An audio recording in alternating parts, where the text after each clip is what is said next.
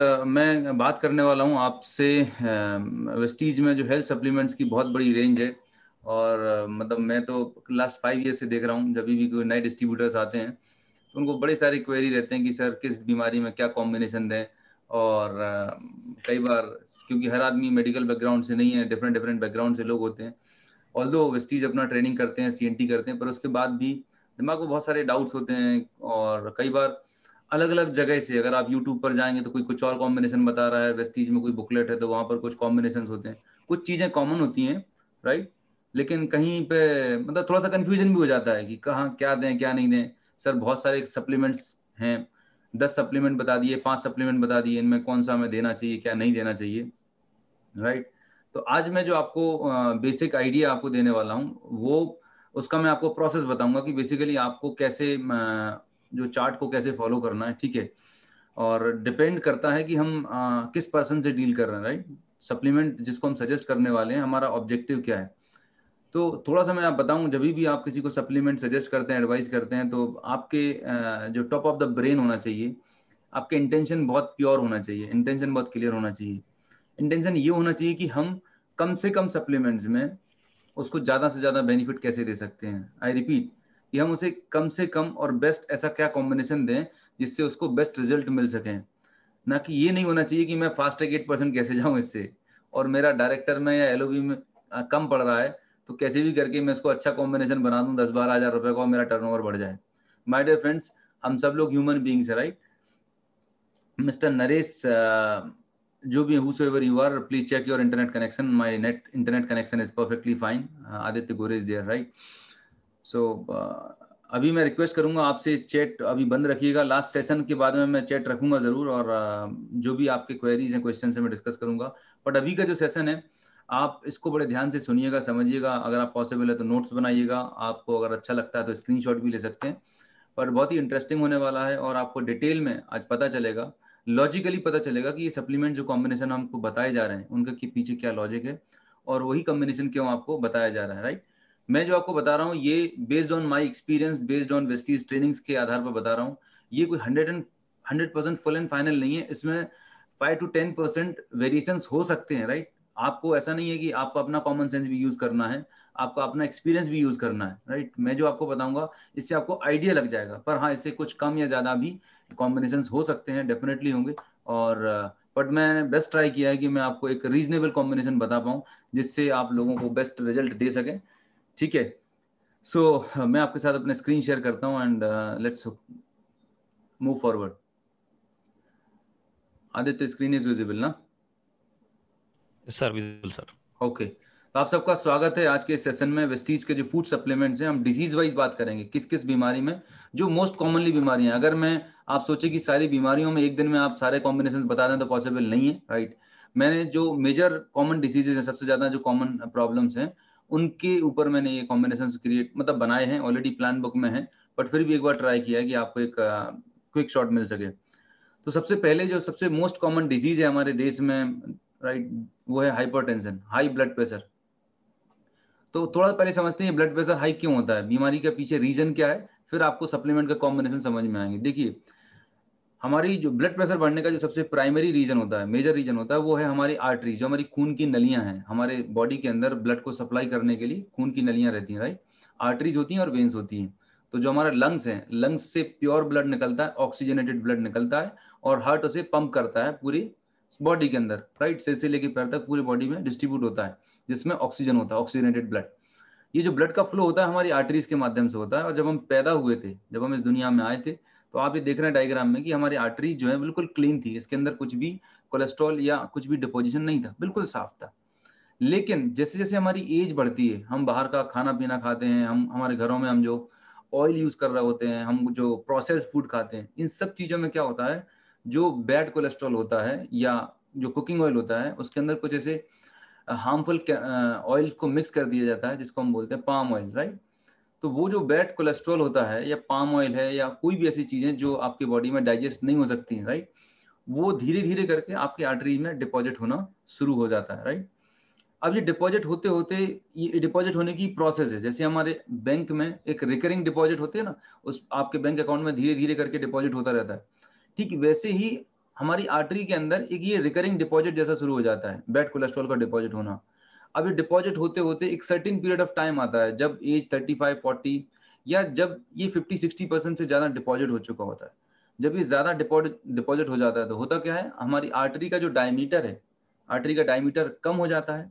अब आर्टरी का जब डायमीटर कम हो जाएगा तो हमारा जो हार्ट है, इसको ब्लड को पंप करना है पूरी बॉडी के अंदर। तो आप जस्ट इमेजिन करिए, जो हमारा जो पानी का पाइप होता है, अगर आप उसे जोर से पकड़ लेते हैं तो कितना आपको प्रेशर फील होता है, क्योंकि पानी को निकलने की रास्ता ही नहीं बची।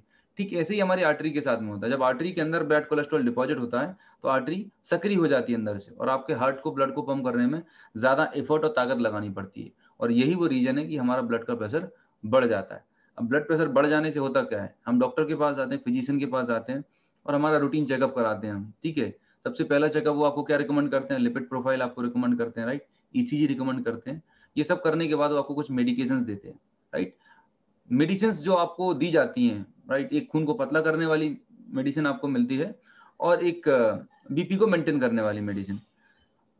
ध्यान ये रखिएगा, यह सबसे मतलब इंपॉर्टेंट बात ये है कि जब कोई पेशेंट बीपी की मेडिसिन लेता है तो उसको कब तक उसको बेनिफिट समझ में आता है, कब तक उसको फायदा लगता है, जब तक उस टेबलेट का असर है, राइट। अगले दिन सुबह फिर उसे, अगर वो टेबलेट नहीं लेता है तो वही घबराहट है, बेचैनी है, सिर में हैवीनेस लगने लगता है, तो फिर अगले नेक्स्ट डे मॉर्निंग उसको फिर वो टेबलेट लेनी पड़ती है। इसका मतलब ये हुआ कि जो टेबलेट कंज्यूम करते हैं कोई भी बीपी पेशेंट्स हैं, हाइपरटेंसिव पेशेंट्स हैं, वो रूट कॉज पे काम नहीं कर रही है। आई रिपीट, जो भी बीपी शुगर की टेबलेट्स हैं, हाइपरटेंशन की टेबलेट हैं, वो रूट कॉज पे काम नहीं कर रही। रूट कॉज क्या था, हमारी आर्टरीज के अंदर डिपॉजिट कोलेस्ट्रॉल।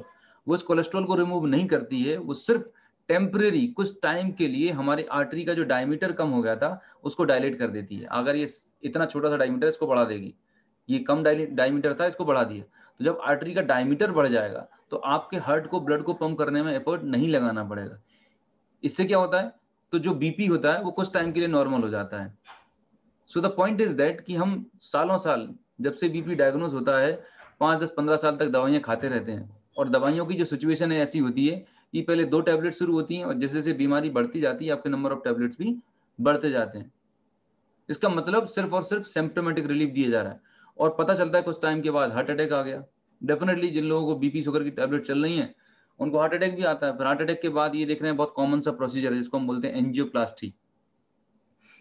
एंजियोप्लास्टी में भी क्या किया जा रहा है, ये जो हमारी आर्टरी जो ब्लॉकेज है आपको दिख रहा है, जो नैरो आर्टरी दिख रही है, यहाँ पर एक कैथेटर से, हमारे बॉडी के अंदर एक कैथेटर डाल के एक स्टंट प्लेस कर दिया जाता है। जो आप मेटल की जो वायर दिख रहे हैं, मैश दिख रहे हैं, इसको हम बोलते हैं स्टंट, कोरोनरी स्टंट। ये स्टंट को प्लेस कर दिया गया। लेकिन समझने वाली बात यह है, इसका जो डिटेल में डिस्क्रिप्शन है, आप कभी मेरा हेल्थ सेशन होता है उसका पूरा प्रॉपर वीडियो देखेंगे, आपको उसमें पूरा डिटेल में मैंने एक्सप्लेन किया हुआ है कि ये कैसे प्रोसेस होता है। बट अभी मैं जस्ट आपको ब्रीफ कर रहा हूँ, राइट, क्योंकि हमें काफी सारे डिसीज वाइज डिस्कस करना है। तो यहाँ पर जो ब्लॉक्ड साइड थी वहां पर आपने मेटल का वायर प्लेस कर दिया है, पर स्टिल जो ब्लॉकेज था, जो येलो कलर का डिपॉजिट था, वो एज इट इज आर्टरी में है। मेरा सवाल नेक्स्ट आपसे है, क्या एंजियोप्लास्टी करने के बाद दवाई बंद हो जाती है? नहीं होती है। क्यों? क्योंकि रूट कॉज पे काम नहीं किया जा रहा, सिर्फ टेम्परेरी जो आर्टरी ब्लॉक थी उसका रास्ता खोल दिया गया है। आपके बॉडी में जो डिपॉजिट होने की प्रोसेस है बैड कोलेस्ट्रॉल, वो तो अभी भी जारी है, राइट। फिर कुछ टाइम के बाद, आफ्टर 5 ईयर्स 10 ईयर्स बाद पहला हार्ट अटैक आता है तो एंजियोप्लास्टी होती है। अब जब दूसरा हार्ट अटैक आता है, जब दोबारा फिजिशियन के पास जाते हैं, तो अब वहां पर फिजिशियन बोलता है कि जो आपकी मेन आर्टरी है, कोरोनरी आर्टरी, वो पूरी तरह ब्लॉक है, 80-90% ब्लॉकेज है। अब यहाँ पर एंजियोप्लास्टी करने की कोई गुंजाइश नहीं है, there is no scope for angioplasty. आप क्या करना पड़ेगा, now there is an option of bypass. आप जिस भी शहर में रहते हैं, हर बड़े शहर के अंदर जब ट्रैफिक ज्यादा होता है तो शहर के बाहर से, सिटी के बाहर से आपके पास एक बाईपास रास्ता होता है। ऐसे ही हमारे हार्ट के लिए एक बाईपास रास्ता बना दिया जाता है। ये अब जो ब्लड का फ्लो होगा, जो ब्लॉक्ड वाला पैसेज है वहां से नहीं होगा, बाईपास से होने वाला है। So it's called bypass surgery. Again यहाँ पर 5-7 लाख रुपए का खर्चा होता है। मेरा पॉइंट सिर्फ इतना सा है कि डे 1, जिस दिन से बीपी डायग्नोज हुआ और जब तक एंजियोप्लास्टी बाईपास करा लिए, दवाइयां पहले से लेके आखिरी दिन तक चल रही हैं, लाइफ टाइम मेडिसिन लेनी पड़ रही हैं, लेकिन उसके बाद भी परमानेंट आराम नहीं है। दवाइयां कम होनी चाहिए। ट्रीटमेंट का मतलब होता है मेडिसिन का कम हो जाना या बंद हो जाना। बट ये कैसा ट्रीटमेंट चलाया है मेडिकल साइंस में, एलोपैथी में, कि यहाँ पर दवाइयां बंद होने का नाम ही नहीं ले रही हैं, राइट, दवाइयां बढ़ती जा रही हैं। इसका एक ही फंडामेंटल है। Since I was in the pharmaceutical industry for almost 8 to 10 years, उनका एक ही थॉट प्रोसेस है कि ये जो बीमारियां हैं इनको हम क्रॉनिक फॉर्म में कन्वर्ट कर दें। इन बीमारियों को हम ऐसे कन्वर्ट कर दें कि यहाँ पर मर्ज भी जिंदा रहे और मरीज भी जिंदा रहे, मतलब आपकी बीमारी भी एग्जिस्ट करना चाहिए और जो पर्सन है वो भी सर्वाइव करना चाहिए। क्यों? क्योंकि अगर पर्सन ही खत्म हो जाएगा तो फिर आपको रेवेन्यू जनरेट कैसे होगा, और बीमारी ठीक हो जाएगी तो अगली बार आप पैसा कैसे निकालेंगे। तो ये एक सोची समझी प्लानिंग है और जिसके तहत ये सब कुछ चल रहा है। लेकिन मैं आपको बता दूं, गुड न्यूज ये है, हमारे हिंदुस्तान में आयुर्वेदा में इतने शानदार सोल्यूशन हैं, लाइफस्टाइल मॉडिफिकेशंस हैं, अच्छे हैबिट्स हैं, डाइटरी हैबिट्स हैं, अगर उनको आप अडॉप्ट कर लेते हैं तो मैं आपको बता रहा हूँ इन सब की नौबत नहीं आने वाली। आप इनको प्रिवेंट कर सकते हैं, प्रोटेक्ट कर सकते हैं अपने आप को और अपनी फैमिली को। तो द पॉइंट जो मैं आपको बताने वाला हूँ वो जो आपकी आर्टरी के अंदर ये जो बैड कोलेस्ट्रॉल है, इसको बोलते हैं हम LDL, राइट। इसको रिमूव करने के लिए एक अच्छा कोलेस्ट्रॉल भी होता है, एक गुड कोलेस्ट्रॉल भी होता है, एक गुड फैट भी होता है जिसको हम बोलते हैं HDL, राइट। इसको हम ओमेगा 3 भी बोलते हैं। प्रॉब्लम ये है कि ओमेगा 3 जो है हमारा ह्यूमन बॉडी खुद से सिंथेसाइज नहीं कर सकता। We can not synthesise omega 3, हमें ओमेगा 3 खाने से ही लेना होगा, राइट। अब खाने में किस में मिलता है ओमेगा 3? खाने में मिलता है आपको अखरोट में मिलता है, राइट, वॉलनट में मिलता है, ऑलिव ऑयल में मिलता है, फ्लेक्स सीड्स में मिलता है और मछली में, सैल्मन फिश में मिलता है। ये 4 ऐसी खाने पीने की चीजें हैं जिसमें ओमेगा 3 सफिशिएंट क्वांटिटी में मिलता है। अब मेरा आपसे सवाल ये है कि जब से आप पैदा हुए हैं और आज तक आपकी जितनी भी एज है, आपने कितनी बार ओमेगा 3, कितने बार अखरोट खाए, कितने बार आपने ऑलिव ऑयल में खाना पका के खाया? शायद नहीं खाया होगा। और वही एक रीजन है हिंदुस्तान में हर दूसरा तीसरा इंसान क्यों बीपी का मरीज बन रहा है, क्योंकि जब से हमारे घरों में रिफाइंड ऑयल कंज्यूम करना शुरू किया है, डिपॉजिट हो रहा है। आपने बहुत सारे ऐसे लोग देखे होंगे जो नॉनवेज नहीं खाते, जो ड्रिंक नहीं करते, दुबले पतले, लेकिन फिर भी उन्हें हार्ट अटैक आ गया, राइट। उसका सबसे बड़ा रीजन है हमारे डाइट में ओमेगा 3 का एब्सेंस होना। ये एक one of the biggest reason है। अगर हम बचपन से ही शुरू से ही ओमेगा 3 खाते रहते थे तो ओमेगा 3 क्या करता था? ओमेगा 3 जो है, ये जो बैड कोलेस्ट्रॉल डिपॉजिट हुआ है हमारी आर्टरी में, इसको रिमूव कर देता था और नया जो बैड कोलेस्ट्रॉल डिपॉजिट होने की जो प्रोसेस है उसको ब्लॉक कर देता। इस प्रोसेस को हम बोलते हैं एथेरोस्क्लेरोसिस, राइट। आपके आर्टरी में जो बैड कोलेस्ट्रॉल डिपॉजिट होता है उस प्रोसेस को बोलते हैं एथेरोस्क्लेरोसिस। इस प्रोसेस को ब्लॉक कर देता है ओमेगा 3। इतना पावरफुल न्यूट्रिशन है, राइट। अब एक तरीका तो ये कि आप उसे आज से अपने खाने में खाना शुरू कर दें, आप अखरोट खाना शुरू कर दें, आप ऑलिव ऑयल में खाना खाएं या फ्लेक्स खाएं। अगर आप सफिशिएंट क्वांटिटी में ले सकते हैं तो बहुत अच्छी बात है। लेकिन पॉइंट ये है कि हम बहुत सारे लोग 1-2 पीस अखरोट के खा लेते हैं, 1 चम्मच उन्होंने थोड़ा सा कभी कभार अलसी खाने लगे, बिकॉज बहुत सारा अवेयरनेस आ गया, यूट्यूब पर सब जगह न्यूज चैनल में दिखाया जाता है अलसी खाना चाहिए तो खाना शुरू कर दिया। But again my dear friends, कोई भी चीज असर तभी करती है, उसका रिजल्ट तभी मिलता है जब आप उसे प्रॉपर डोज में लेते हैं, राइट। चाहे वो मेडिसिन है, चाहे वो हेल्थ सप्लीमेंट्स है। सो अगर आप थोड़ा सा अखरोट खा भी रहे हैं, राइट, या थोड़ा सा आप फ्लेक्स ले रहे हैं, उसमें उतना ओमेगा 3 नहीं मिलेगा जिससे आपके ब्लॉकेज क्लियर हो सके, राइट। तो अगर आपको कंसिस्टेंट और इफेक्टिव रिजल्ट चाहिए तो एक बहुत अच्छा स्मार्ट सोल्यूशन है जहां पर आपको सप्लीमेंट्स आपको बताए जाते हैं। तब यहाँ पर आता है वेस्टीज के फूड सप्लीमेंट्स। तो मैं आप आगे आने वाली स्लाइड्स में शेयर करता हूँ कि कौन कौन से सप्लीमेंट्स आपको लेना जरूर है। Omega 3 is one of the important supplements. Along with this उसके साथ में कॉम्बिनेशन होंगे। जब बीपी डायग्नोस होता है, राइट, तो मेन चीज है, मैं आपको कुछ ये पैरामीटर्स हैं, क्योंकि हम वेलनेस इंडस्ट्री में डील कर रहे हैं तो आपको ये कुछ पैरामीटर्स, आपको कुछ रीडिंग्स के बारे में आपको इन्फॉर्मेशन होनी चाहिए कि जब आप किसी पर्सन से कंसल्ट कर रहे हैं, बातचीत कर रहे हैं। मैं आपको यहाँ पे नहीं बोल रहा हूँ कि आपको बहुत एक्सपर्ट बनना है, पर at least you should have an idea कि किसी भी हेल्थ जो मेजर बीमारियां हैं उनमें नॉर्मल पैरामीटर कितना होना चाहिए, राइट, या नॉर्मल रेंज क्या होती है। इससे आपको कम्युनिकेशन करने में अच्छा लगेगा और जब आप किसी से बात करेंगे तो सामने वाले को लगेगा कि आपके अंदर नॉलेज है, you are a knowledgeable person. आप एज अ कंसल्टेंट बिहेव करेंगे रादर देन हमें सेल्समैन की तरह काम नहीं करना है। तो एज अ कंसल्टेंट कब काम कर पाएंगे? जब आपके पास प्रॉपर नॉलेज होगी, आपके पास आइडिया होगा। तो यहाँ पर ब्लड प्रेशर का चार्ट दिया हुआ है। यहाँ पर आप देख रहे हैं सिस्टोलिक और डायस्टोलिक। सिस्टोलिक और डायस्टोलिक का मतलब क्या होता है? सिस्टोलिक मतलब जब ब्लड को पंप करते हैं, जब हार्ट श्रिंक होता है, जब फोर्स करता है, तब ताकत लगती है और सिकुड़ता है और फैलता है, सिकुड़ता है और फैलता है। तो सिस्टोलिक मतलब सिकुड़ता है और डायस्टोलिक मतलब अपनी ओरिजिनल सिचुएशन में आता है। Systolic and diastolic. तो सिस्टोलिक जो होता है 120 होता है नॉर्मल रेंज में, और 80 तक, 120/80 जो होता है it's a normal blood pressure. इसको हम नॉर्मल बीपी कंसिडर करते हैं। अब अगर आप किसी भी पर्सन का बीपी 120 to 129 आ रहा है तो इसका मतलब थोड़ा सा बीपी हायर साइड पे है। अभी उसे बीपी की बीमारी हम नहीं बोल सकते, पर थोड़ा सा बढ़ा हुआ है, एलिवेटेड है।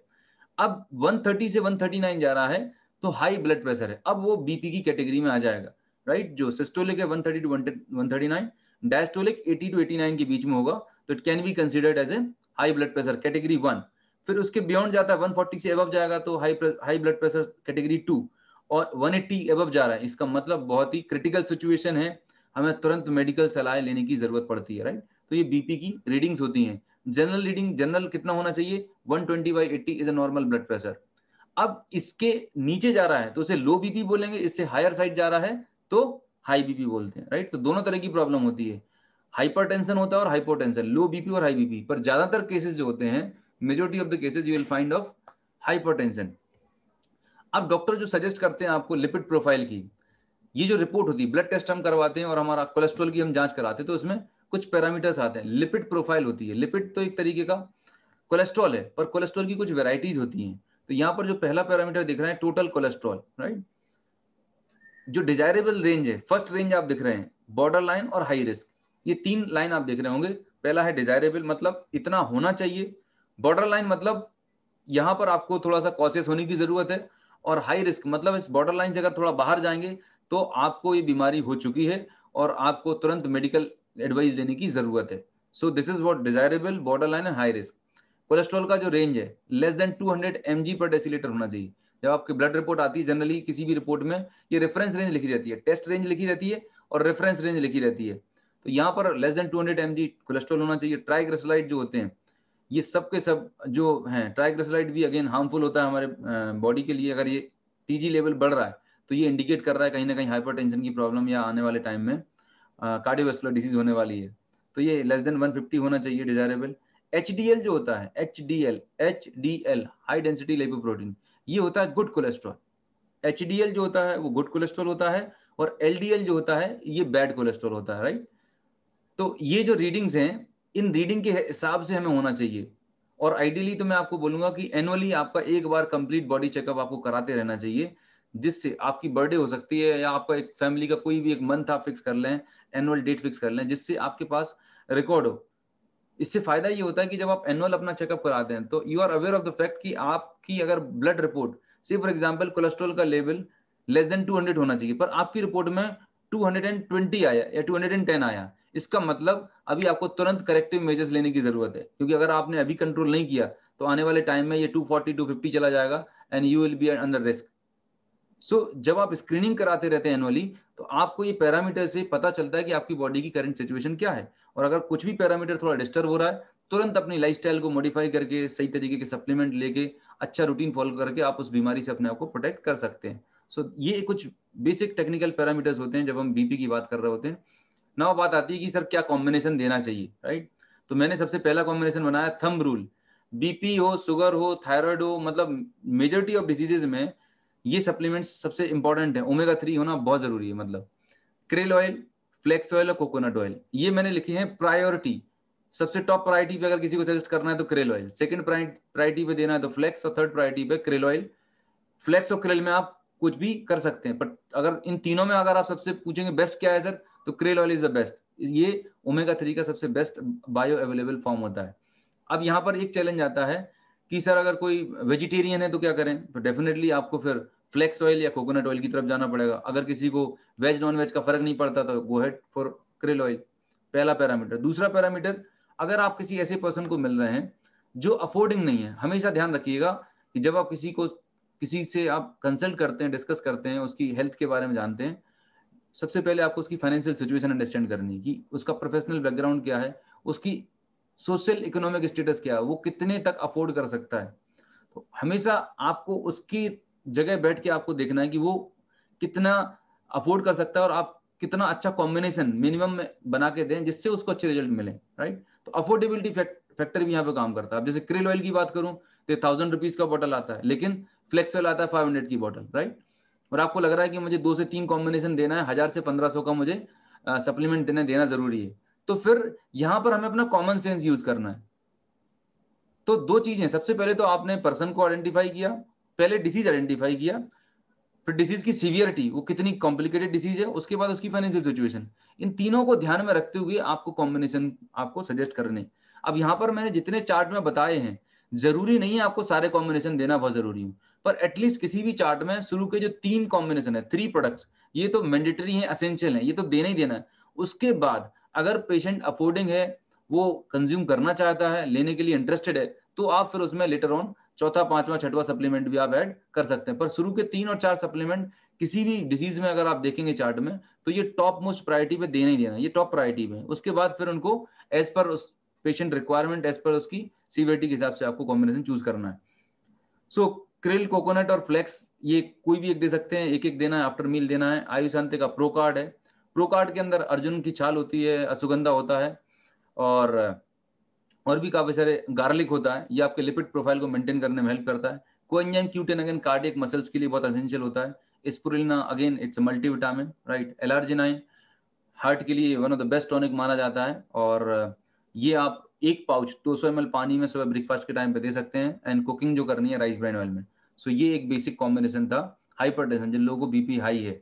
अब यहाँ पर आपको जो मैंने आपको बताया प्रायोरिटी आपको रखना है टॉप 3 सप्लीमेंट्स की, टॉप 3 to 4 सप्लीमेंट्स की। अब इसके बाद वो अफोर्डिंग है तो एलार्जिनाइन ऐड कर दें, नहीं अफोर्डिंग तो एलार्जिनाइन रहने दें, और राइस ब्राइन ऑयल तो मस्ट है। कहीं पर भी आप सप्लीमेंट कॉम्बिनेशन दे रहे हैं, rice bran oil thumb rule है, देना ही देना है, बिना इसके काम नहीं बनने वाला, बिकॉज ये एक बहुत ही एसेंशियल पार्ट है। जब तक इसे चेंज नहीं करेंगे, बीपी, शुगर, थायराइड, ओबेसिटी में आराम नहीं मिलने वाला। तो ये हमें ऐड करना है सब जगह। Now coming to the next, अगली डिजीज पे बात कर रहे हैं, type 2 disease, diabetes type 2। Diabetes के सिम्टम्स क्या होते हैं, ये आप डायग्राम में देख पा रहे हैं। बेसिक जो कॉमन सिम्टम्स होते हैं, 7 सिम्टम्स, मतलब इनको हॉलमार्क्स टाइप 2 डायबिटीज बोलते हैं। ब्लड विजन, आंखों में मतलब दिखाई प्रॉपर नहीं दे रहा होता है, बार बार भूख लग रही होती है, बार बार यूरिनेशन का मन करता है ना। अगर कहीं चोट लग जाती है तो देर से घाव बढ़ता है। फंगल इन्फेक्शन जो है वो चांसेस बढ़ जाते हैं। अनएक्सपेक्टेड वेट लॉस भी हो जाता है कई बार। हाथ पैरों में जो होता है ना, पैरों के एंड पे, हाथों के एंड पे, जब डायबिटीज एक्सट्रीम पे होती है, 300-400 के पार चली जाती है, तो ये और ज्यादा कॉम्प्लिकेशन हो जाते हैं, राइट। अब जब ब्लड शुगर रिपोर्ट आती है आपकी, तो उसमें आज की डेट में एक और नया टर्म आ चुका है, जिसको बोलते हैं A1C, HbA1c। पहले जो हम ब्लड टेस्ट करते थे तो सीधा एक रैंडम शुगर करते थे और 2 घंटे की बाद की शुगर करते थे। बट आज की डेट में जो सबसे परफेक्ट, अगर हमें ब्लड टेस्ट का मेजरमेंट करना है कि एक्चुअली में ब्लड शुगर लेवल क्या है, तो जो A1C आप देख रहे हैं, HbA1c, जो फर्स्ट कॉलम में देख रहे हैं लेफ्ट साइड में, ये आपकी पिछले 2 से 3 महीने का एवरेज ब्लड शुगर बताता है। HbA1c जो होता है वो आपका पिछले 2 से 3 महीने का एवरेज ब्लड शुगर बताता है। बाकी नॉर्मल जो शुगर लेवल होते हैं वो आपका इंस्टेंट, मतलब आज आपने जो आपका ब्लड में कितना है वो शुगर बताता है।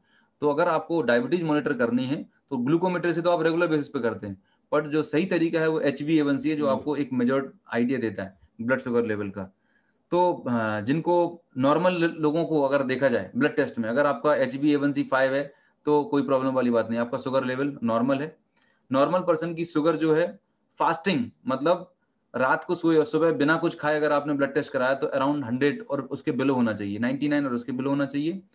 और खाना खाने के 2 घंटे बाद आपका 140, मतलब 100 to 140 के बीच में होना चाहिए आपका नॉर्मल शुगर। जब आपके शुगर लेवल बढ़ते हैं तो एक सिचुएशन होती है प्री डायबिटिक। अगर आज की डेट में हिंदुस्तान में देखा जाए तो लाखों करोड़ों लोग प्री डायबिटिक कंडीशन में है, जो अभी दिखने में नॉर्मल लग रहे हैं, राइट। बॉडी में डायबिटीज के कोई भी सिम्टम नहीं है, कोई भी प्रॉब्लम नहीं है, सब कुछ बहुत अच्छा दिख रहा है बाहर से, लेकिन अंदर जो डेवलपमेंट है, दे आर डेवलपिंग डायबिटीज। अगर गलती से उनका ब्लड टेस्ट कर लिया जाए तो उनको प्री डायबिटीज की जो रिपोर्ट है वो प्री डायबिटीज बताएगी।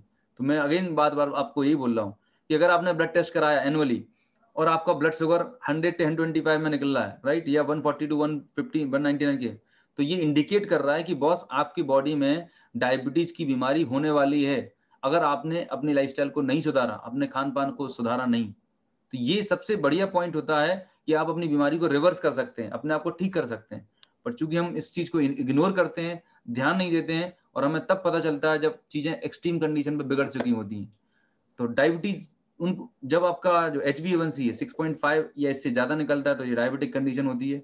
ब्लड शुगर नॉर्मल जो फास्ट आफ्टर मील का जो होता है 200 से ज्यादा हो रहा है तो ये डायबिटिक कंडीशन हो जाती है। डायबिटीज में क्या क्या सप्लीमेंट कॉम्बिनेशन देने हैं, अगेन आपको वही जो ओमेगा 3 के लिए क्रिल, फ्लेक्स या कोकोनट ऑयल ये देना होता है एक आफ्टर मील। ग्लूको हेल्थ आपको बिफोर मील देना होता है एक सुबह शाम। नीम जो है ये बहुत इंपॉर्टेंट रोल प्ले करता है। अगर किसी की ब्लड शुगर जो है मतलब बहुत ज्यादा नहीं है, इनिशियली ये शुरुआती है, तो वहां पर आप नीम मत दीजिए। लेकिन अगर किसी का शुगर 250, 300, 400 है, बहुत ज्यादा शुगर है, इंसुलिन लेना पड़ रहा है, तो वहां पर आप नीम जरूर दीजिएगा, राइट। और उसके साथ में गैनोडर्मा 2 सुबह 2 शाम आफ्टर मील आपको लेने होते हैं। अब इसमें स्पिरुलिना जो होता है वो आप एक मल्टीविटामिन की तरह है, जनरल टॉनिक की तरह है, आप कभी भी ऐड कर सकते हैं। और again rice bran oil cooking के लिए आपको यूज करना है। ध्यान हमेशा ये रखना है कि अगर कोई पेशेंट डायबिटिक है और उनका ब्लड शुगर लेवल अचानक से कम हो जाता है तो उनको ये ध्यान रखना चाहिए कि ये जो डोज आप दे रहे हैं, राइट, वो रेगुलर बेसिस पर अपनी शुगर को मॉनिटर करते रहें, ठीक है। रेगुलर बेसिस पे ऐसा नहीं होना चाहिए कि आपने जो डोज दिया और उनकी एलोपैथी मेडिसिन भी चल रही है तो अचानक से ब्लड शुगर कम हो जाएगा तो कॉम्प्लिकेशन ज्यादा आ जाते हैं। तो उनको बोलिएगा कि अगर आप कभी भी आपको वीकनेस और डलनेस फील होती है तो एक बार अपना ग्लूकोमीटर से चेक कर लें और उसके हिसाब से फिर आप नीम का डोज जो है वो आप कम कर सकते हैं। शुरुआत आप अगर ज्यादा शुगर है, एक्सट्रीमली हाई शुगर है तो एक सुबह एक शाम आप दीजिएगा। अगर बॉर्डर लाइन पर है, 200-250 है, इनिशियल लेवल पर है, तो दिन में सिर्फ एक आप नीम दे सकते हैं, राइट। तो इस तरीके से टाइप 2 डायबिटीज के लिए कॉम्बिनेशन काम करते हैं। प्रिवेंशन क्या है? डायबिटीज को प्रिवेंट करने के लिए टाइप 2 के लिए सबसे इंपॉर्टेंट चीज है वो है आपका वेट। मैं आपको सच बता रहा हूं, अगर आपने किसी भी इंडिविजुअल को कोई भी हेल्थ रिलेटेड इश्यू है, अगर आपने अपना वेट कंट्रोल कर लिया, वेट आपका नॉर्मल रेंज में है, तो बीपी, शुगर, थायराइड, ओबेसिटी, तमाम सारे कॉम्प्लिकेशंस आप दूर भगा सकते हो। आपका जो वेट है ना वो बहुत इंपॉर्टेंट मायने प्ले करता है। So regular exercise, physical activity, weight management और आपकी जो भी वेजिटेबल है, आपको फाइबरस फूड खाना है, प्रोसेस फूड जितना कम हो सके उतना लेना है। और जंक फूड है या ड्रिंक्स हैं, सॉफ्ट ड्रिंक्स हैं, स्मोकिंग है, एल्कोहल है, इनको अवॉइड करना है। So this is all about prevention of diabetes. Coming to the next disease, obesity. थोड़ा सा हम इस पर बात डालेंगे क्योंकि आज की डेट में जितनी भी कॉमन बीमारियां हैं इन सब का जो रूट कॉज है, इन सब की जो मदर है, जननी है, वो है ओबेसिटी, मोटापा। अगर किसी भी इंडिविजुअल का वजन बढ़ रहा है, नॉर्मल वेट से 5-10-15 किलो बढ़ रहा है, आपका वेट जो वेस्ट का साइज है 34 एंड बियॉन्ड जा रहा है, तो ये इंडिकेट कर रहा है कि आने वाले टाइम में आपको कोई ना कोई लाइफस्टाइल डिजीज होने वाली है। आने वाले टाइम में कोई ना कोई लाइफस्टाइल प्रॉब्लम होने की तैयारी कर रही है। तो इसको हमें थोड़ा सा ध्यान रखने की जरूरत है। तो वेट लॉस के लिए क्या कॉम्बिनेशन है? वेस्टीज के अंदर बहुत शानदार पैकेज है, पूरा वी स्लिम का पूरा रेंज है, वेट लॉस का एक पैकेज है, उसमें आपको ऑलरेडी दिया हुआ है। पर कैसे कॉम्बिनेशन आपको देना है ये ध्यान रखिएगा। सबसे पहला तो आपको flax, 2 capsule flax, 2 capsule Vaseline capsule और 1 नोनी, ये पांचों कैप्सूल एक साथ सुबह खाली पेट गर्म पानी से लेना है। मैं रिपीट कर रहा हूं, वेट लॉस प्रोग्राम में कुछ भी चीज लेना है हमेशा ध्यान रखिए कि आपको गुनगुना पानी लेना है। जितना ज्यादा आप Luke warm water regular basis पे कंज्यूम करेंगे, वेट को कंट्रोल करने के लिए, वेट को कम करने के लिए एक नेचुरल उपाय है कि थ्रू आउट द डे जब भी पॉसिबल हो आप अगर ल्यूक वार्म वाटर पिएंगे तो आपका वेट कंट्रोल रहेगा, बढ़ने नहीं देगा। और वेट लॉस प्रोग्राम पर है तो ये तो बहुत हेल्प करने वाला है। तो ये सुबह आपने खाली पेट लिया। उसके बाद स्लिम टी, स्लिम टी जबरदस्त प्रोडक्ट है। इसके अंदर गार्सिनिया है, ग्रीन टी है, ग्रीन कॉफी है। जो नॉर्मल टी अगर आप लेते थे उसको रिप्लेस कर देना है स्लिम टी से। 2 या 3 बार आप 200 ml गर्म पानी के साथ में अच्छी आप ले सकते हैं इसको। Then V slim shake, V slim shake का जो लेने का तरीका है, वेट लॉस में बेसिकली जो प्राइमरी हमारा जो रीजन होता है उसमें होता है कैलोरी इनटेक। जो हमारा डाइट, हम जो खाना खाते थे, वो जो एक्स्ट्रा कैलोरी हम लेते थे, कंज्यूम करते थे, उसे हमें कट करना है। एक नॉर्मल हेल्दी इंडिविजुअल को लगभग 1200 से 1500 कैलोरी का डेली डाइट होना चाहिए। अगर आप बहुत ज्यादा वर्कआउट नहीं कर रहे हैं, नॉर्मल लाइफस्टाइल है आपकी, बहुत ज्यादा हार्ड वर्क नहीं करते हैं, तो एक मेल और फीमेल के लिए 1200 से 1500 किलो कैलोरी का पर डे इंटेक होना चाहिए। बट अगर आप पर डे का अपना कंजप्शन देखते हैं, वजन क्यों बढ़ता है? क्योंकि हम एक्स्ट्रा कैलोरी कंज्यूम करते हैं, 2000, 2500, 3000 कैलोरी कंज्यूम करते हैं और उसके बाद हम फिजिकल एक्टिविटी नहीं करते। तो वो जो एक्स्ट्रा कैलोरी होती है वो फैट के रूप में डिपॉजिट हो जाती है और फिर उसको रिमूव करना बड़ा मुश्किल वाला काम होता है। तो वेट लॉस का सबसे जो इंपॉर्टेंट रीजन है वो है आपका कैलोरी कैलकुलेशन। अगर आपने कैलोरी इंटेक कम कर लिया और फिजिकल एक्टिविटी बढ़ा दी, आप नेचुरल तरीके से बिना किसी प्रॉब्लम के, साइड इफेक्ट के, हेल्दी तरीके से वेट लॉस कर सकते हैं। तो वी स्लिम शेक जो होता है ये आपको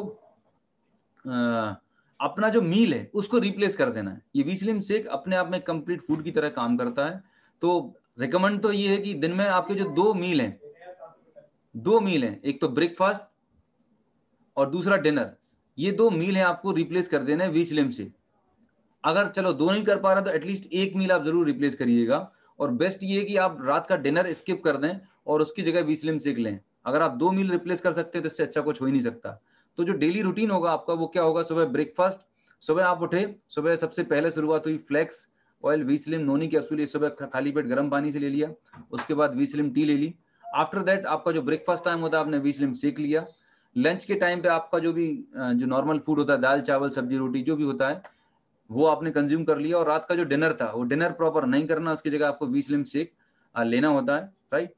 एंड टॉक्सक्लीन एक कैप्सूल सुबह शाम। टॉक्सक्लीन देने का लॉजिक ये कि आपके बॉडी के टॉक्सिन को रिमूव करने में हेल्प कर रहा होता है। And flax oil capsule 2 capsule जो रात को लेने होते हैं आफ्टर डिनर। तो ये है वेट लॉस का प्रोग्राम, ठीक है। किया हुआ डाइट प्लान में ऑलरेडी आपको एक्सप्लेन कर चुका हूं कि आपको क्या मील लेना है, किस तरीके से लेना है। ये वेट मैनेजमेंट का जो वी स्लिम का पीपीटी है वहां से मैंने लिया हुआ है, आप वहां से भी ले सकते हैं और यहाँ से भी आप देख सकते हैं। ये पूरा डाइट चार्ट है। लोग पूछते हैं कि सर वेट मैनेजमेंट कोर्स है, क्या डाइट चार्ट देना। आप बिल्कुल परेशान मत होइए, ये स्क्रीनशॉट है, जिस भी को आप कंसल्ट कर रहे हैं ये स्क्रीनशॉट आप शेयर कर दीजिए, आपका वेट लॉस प्रोग्राम का डाइट चार्ट हो जाएगा। क्या एक्सरसाइज करना है, वेट लॉस टिप क्या करने हैं, तो सजेस्टेड उसमें बताया कि आपको लगभग 3 से 4 लीटर पर डे पानी पीना चाहिए, और आपको refined food, process food, junk food जितना कम हो सके, कम क्या बिल्कुल अवॉइड करना चाहिए। और मतलब खाने को बार बार अच्छे चबाना चाहिए। फाइबर की इंटेक आप बढ़ा दें। अगर वेट लॉस प्रोग्राम में है तो सैलेड्स जो होती है, सलाद, उसको आप जितना ज़्यादा कंज्यूम कर सकते हो उतना बढ़िया है। तो ये बेसिक टिप्स हैं जो ऑलरेडी आपके प्रेजेंटेशन में रहेंगी।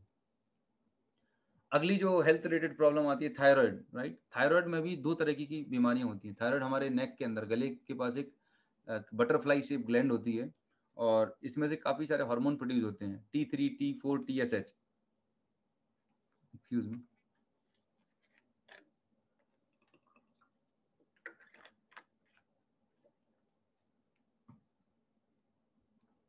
थायराइड जो होती है, अब थायराइड का काम क्या होता है, थायराइड का फंक्शन होता है हमारे बॉडी में ये T3, T4, TSH हार्मोन को प्रोड्यूस करना। ये हार्मोन का काम क्या होता है, ये हार्मोन हमारे बॉडी में मेटाबॉलिज्म, राइट, हमारे बॉडी में जो एनर्जी प्रोडक्शन हो रहा है, हमारे बॉडी की बहुत सारी जो लाइफ लिविंग प्रोसेस हो रही हैं, उन सबको रेगुलेट करने का काम कर रहा होता है। बहुत ही इंपॉर्टेंट, बहुत ही क्रिटिकल हार्मोन होता है। और इसमें अगर बैलेंस बिगड़ गया तो यूं समझिए कि बहुत मतलब तमाम सारे बॉडी में कॉम्प्लिकेशंस आ जाते हैं, ठीक है। तो पहले थायराइड की हम प्रॉब्लम्स को समझते हैं, फिर मैं आपको इस कोर्स के बारे में बताता हूँ कि क्या क्या कोर्स आपको करना चाहिए। देखिए, जब थायराइड ग्लैंड में कम मात्रा में थायराइड होता है, ठीक है, हाइपोथायराइडिज्म होता है और हाइपर होता है। हाइपो मतलब कम और हाइपर मतलब ज्यादा। ज्यादातर केसेस में, जो केसेस में और खासकर फीमेल्स में थायराइड की प्रॉब्लम ज्यादातर देखी जाती है, हाइपोथायराइड की। हाइपोथायराइड के सिम्टम्स क्या होते हैं, सबसे पहला सिम्टम होता है हेयर लॉस, राइट। सोचने में थोड़ा सा क्लैरिटी से नहीं सोच पाते हैं, राइट। और हार्ट रेट थोड़ी सी कम चलती है, बीपी लो हो जाता है, बहुत जल्दी थकावट होती है, टायर्डनेस, मतलब दिन भर आपको टायर्डनेस रहती है। अनएक्सपेक्टेड वेट गेन होता है, मतलब ऐसे लोग ये बताते हैं कि सर हम बिल्कुल भी नहीं खाते, 1 रोटी 2 रोटी दिन भर में खाते हैं, बहुत कम खाना खाते हैं, लेकिन अनएक्सपेक्टेड वेट गेन हो रहा है। ये इंडिकेट कर रहा है हाइपोथायराइड की वजह से, राइट। पफीनेस रहेगी, स्किन में आपको बहुत ज्यादा ठंडा लगेगा, बहुत ज्यादा एक्सट्रीमली ठंडा लगता है, पफीनेस रहती है आपकी स्किन में, राइट। डिप्रेशन रहता है, मूड स्विंग रहता है, एंड वुमेन्स में मतलब इरेगुलर मेंस्ट्रुअल पीरियड्स होने लगते हैं, कॉन्स्टिपेशन होता है। कुल मिला के हाइपोथायराइड की वजह से पूरा का पूरा बॉडी बहुत बुरी तरीके से अफेक्टेड होता है, मतलब बहुत कॉम्प्लिकेशंस होते हैं। कुल मिला के लाइफ जो एक अच्छी हेल्दी हैप्पी लाइफ लीड करना चाहिए वो नहीं हो पाती है, मतलब वो उनको कुछ ना कुछ आए दिन कुछ ना कुछ बॉडी में बना ही रहता है। तो हाइपोथायराइडिज्म जो है ना, ये एक थायराइड ग्लैंड की इनएक्टिविटी की वजह से, प्रॉपर फंक्शन नहीं कर रही होती, उसकी वजह से होती है। वहीं पर अगर हाइपर की बात करते हैं, हाइपोथायराइडिज्म में वेट बढ़ता है, राइट। और हाइपर मतलब जब ज्यादा एक्टिव होती है, ओवर एक्टिव होती है थायराइड, तो वेट लॉस होता है, मतलब इंसान बिल्कुल दुबला पतला हो जाएगा, सूख जाएगा, और बहुत ज्यादा गर्मी लगेगी, राइट, सांस तेजी से आएगी, है ना, और तमाम सारे कॉम्प्लिकेशंस होंगे जो आपको दिख रहा है। मेजोरिटी में आज बात तो करने वाला हूँ वो हाइपोथायराइडिज्म पे बात करने वाला हूँ। जो हम कॉम्बिनेशन बात करेंगे वो हाइपोथायराइडिज्म पे बात करेंगे। तो क्या होगा, किस तरीके से होता है, लेट्स अंडरस्टैंड। जब आपकी थायराइड की रिपोर्ट आती है किसी भी पेशेंट की, जब ऐसे कोई सिम्टम्स होते हैं, डॉक्टर सजेस्ट करता है थायराइड रिपोर्ट, तो इस तरीके से रिपोर्ट आती है। एक होता है TSH, thyroid stimulating hormone, T3 free, T3 free, T4, और ये अदर चीजें भी रहती हैं। ये इनकी स्टैंडर्ड रेंज है, राइट। TSH कितना होना चाहिए, राइट, T4 कितना होना चाहिए, T3 क्या होना चाहिए। लेकिन अगेन ये थोड़ी सी कॉम्प्लिकेटेड डिसीज है, थायराइड जो है ना एक कॉम्प्लिकेटेड डिसीज है। यहाँ पर एक चार्ट बता रहा हूँ जिससे आपको समझने में बहुत आसानी होगी, ठीक है। ये चार्ट देखिएगा, अगर आपकी ब्लड रिपोर्ट में, अगर किसी की ब्लड रिपोर्ट है, उस ब्लड रिपोर्ट में टीएसएच का लेवल बढ़ा हुआ है और T4 का लेवल कम है, तो वो हाइपोथायराइडिज्म है। बहुत स्मार्ट तरीका है। कैसे पता करें, रिपोर्ट में तमाम तरह की पैरामीटर्स आते हैं, रिपोर्ट तो रिजल्ट आ गया, पर उसको इंटरप्रेट कैसे करें कि प्रॉब्लम क्या है। तो ये बहुत सिंपल सा चार्ट है ध्यान रखने के लिए कि अगर हाई लेवल ऑफ TSH है और लो लेवल ऑफ T4 है तो वो हाइपोथायराइडिज्म है, और इसका जस्ट अपोजिट होता है, अगर लो लेवल TSH है और हाई लेवल T4 है, ठीक है, तो हाइपरथायराइडिज्म होता है। यहां पर ये भी रेंज दी हुई है TSH के लेवल्स, मतलब हाइपोथायराइडिज्म होता है। हाइपोथायराइडिज्म में TSH का लेवल बढ़ जाता है, थायराइड स्टिमुलेटिंग हार्मोन का लेवल बढ़ जाता है, और हाइपरथायराइडिज्म में TSH का लेवल कम हो जाता है। ये थोड़ा टेक्निकल टर्म्स हैं, बहुत ज्यादा डिटेल में मत जाइएगा, जितना आपको समझ में आ रहा है आप समझ लीजिएगा, इसको दोबारा आप देखेंगे तो आपको समझ में आ जाएगा, राइट। अगेन मैंने आपको बताया कि थायराइड जो बीमारी है थोड़ी सी कॉम्प्लिकेटेड है, राइट, इसमें तमाम सारे क्लासिफिकेशन होते हैं, बट ये मोटा मोटी दो चीजों को आप जान लीजिए, TSH का लेवल और T4 का लेवल, इससे आप जज कर सकते हैं कि आपको अब आप किस कैटेगरी में आ रहे हैं, हाइपर में आ रहे हैं, हाइपो में भी आ रहे हैं, और अगर हाइपो भी है तो उसमें प्राइमरी होता है, सेकेंडरी होता है। सो डोंट गो उतने डिटेल में जाने की जरूरत नहीं है। कॉम्बिनेशन क्या लेने हैं ये आप समझ लीजिएगा। कोकोनट ऑयल बहुत ही इफेक्टिव होता है, कोकोनट ऑयल जो again it's form of omega 3, noni है ना, एंड गैनोडर्मा 2 सुबह 2 शाम after meal, sea buckthorn, vital complex. Again thyroid के लिए एंटीऑक्सीडेंट्स लेना बहुत जरूरी है। कैल्शियम का लेवल कम होता है, जिन लोगों को थायराइड की प्रॉब्लम होती है उनके सीरम में कैल्शियम और विटामिन D3 का लेवल कम होता है, तो कैल्शियम बहुत अच्छे रिजल्ट्स प्रोड्यूस कर रहा होता है। इसके साथ में जो लेडीज लोगों की बात कर रहा हूँ, वुमेन्स में अगर कुछ हार्मोनल डिस्टर्बेंस है, राइट, अगर आपको हार्मोनल डिस्टर्बेंस आ रहा है और कुछ भी ऐसे गायनेकोलॉजिकल प्रॉब्लम है अलॉन्ग विद थायराइड, तो उसके साथ में आप शतावरी मैक्स आप जरूर ऐड करिएगा।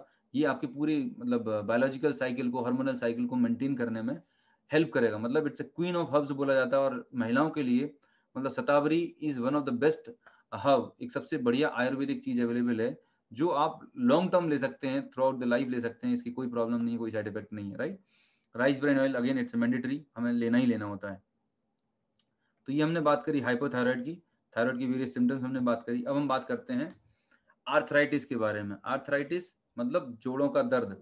दोस्तों दो तरह की आर्थराइटिस होती है, एक होती है ऑस्टियो आर्थराइटिस जो आपको यहाँ पर दिखाई दे रहा है। ऑस्टियो आर्थराइटिस जो होता है वो हमारे बॉडी के बड़े जॉइंट्स में होता है, मतलब जो पैरों के जॉइंट्स हैं, एंकल जॉइंट्स हैं, वहां पर होता है ऑस्टियो आर्थराइटिस। एक दूसरी बीमारी होती है जिसको बोलते हैं हम रीमेटॉइड आर्थराइटिस। रीमेटॉइड आर्थराइटिस, रीमेटॉइड आर्थराइटिस जो होता है वो एक ऑटो इम्यून डिसऑर्डर है, उसका कोई इलाज नहीं है, मैं आपको बता दूं। रिमेटेड आर्थराइटिस जो आपने देखा होगा, लोगों की जो उंगलियां हैं, ये छोटे छोटे एंड्स हैं, ये बेंड होने लगते हैं, राइट, और इनमें बहुत ज्यादा दर्द होता है, बहुत तकलीफ होती है, वो रिमेटेड आर्थराइटिस होता है, राइट।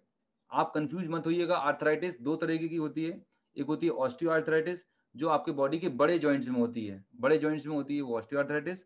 जो छोटे जॉइंट्स में, जनरली जो आपकी पैर की, हाथों की उंगलियों में होती है, उसको हम बोलते हैं रिमेटेड आर्थराइटिस।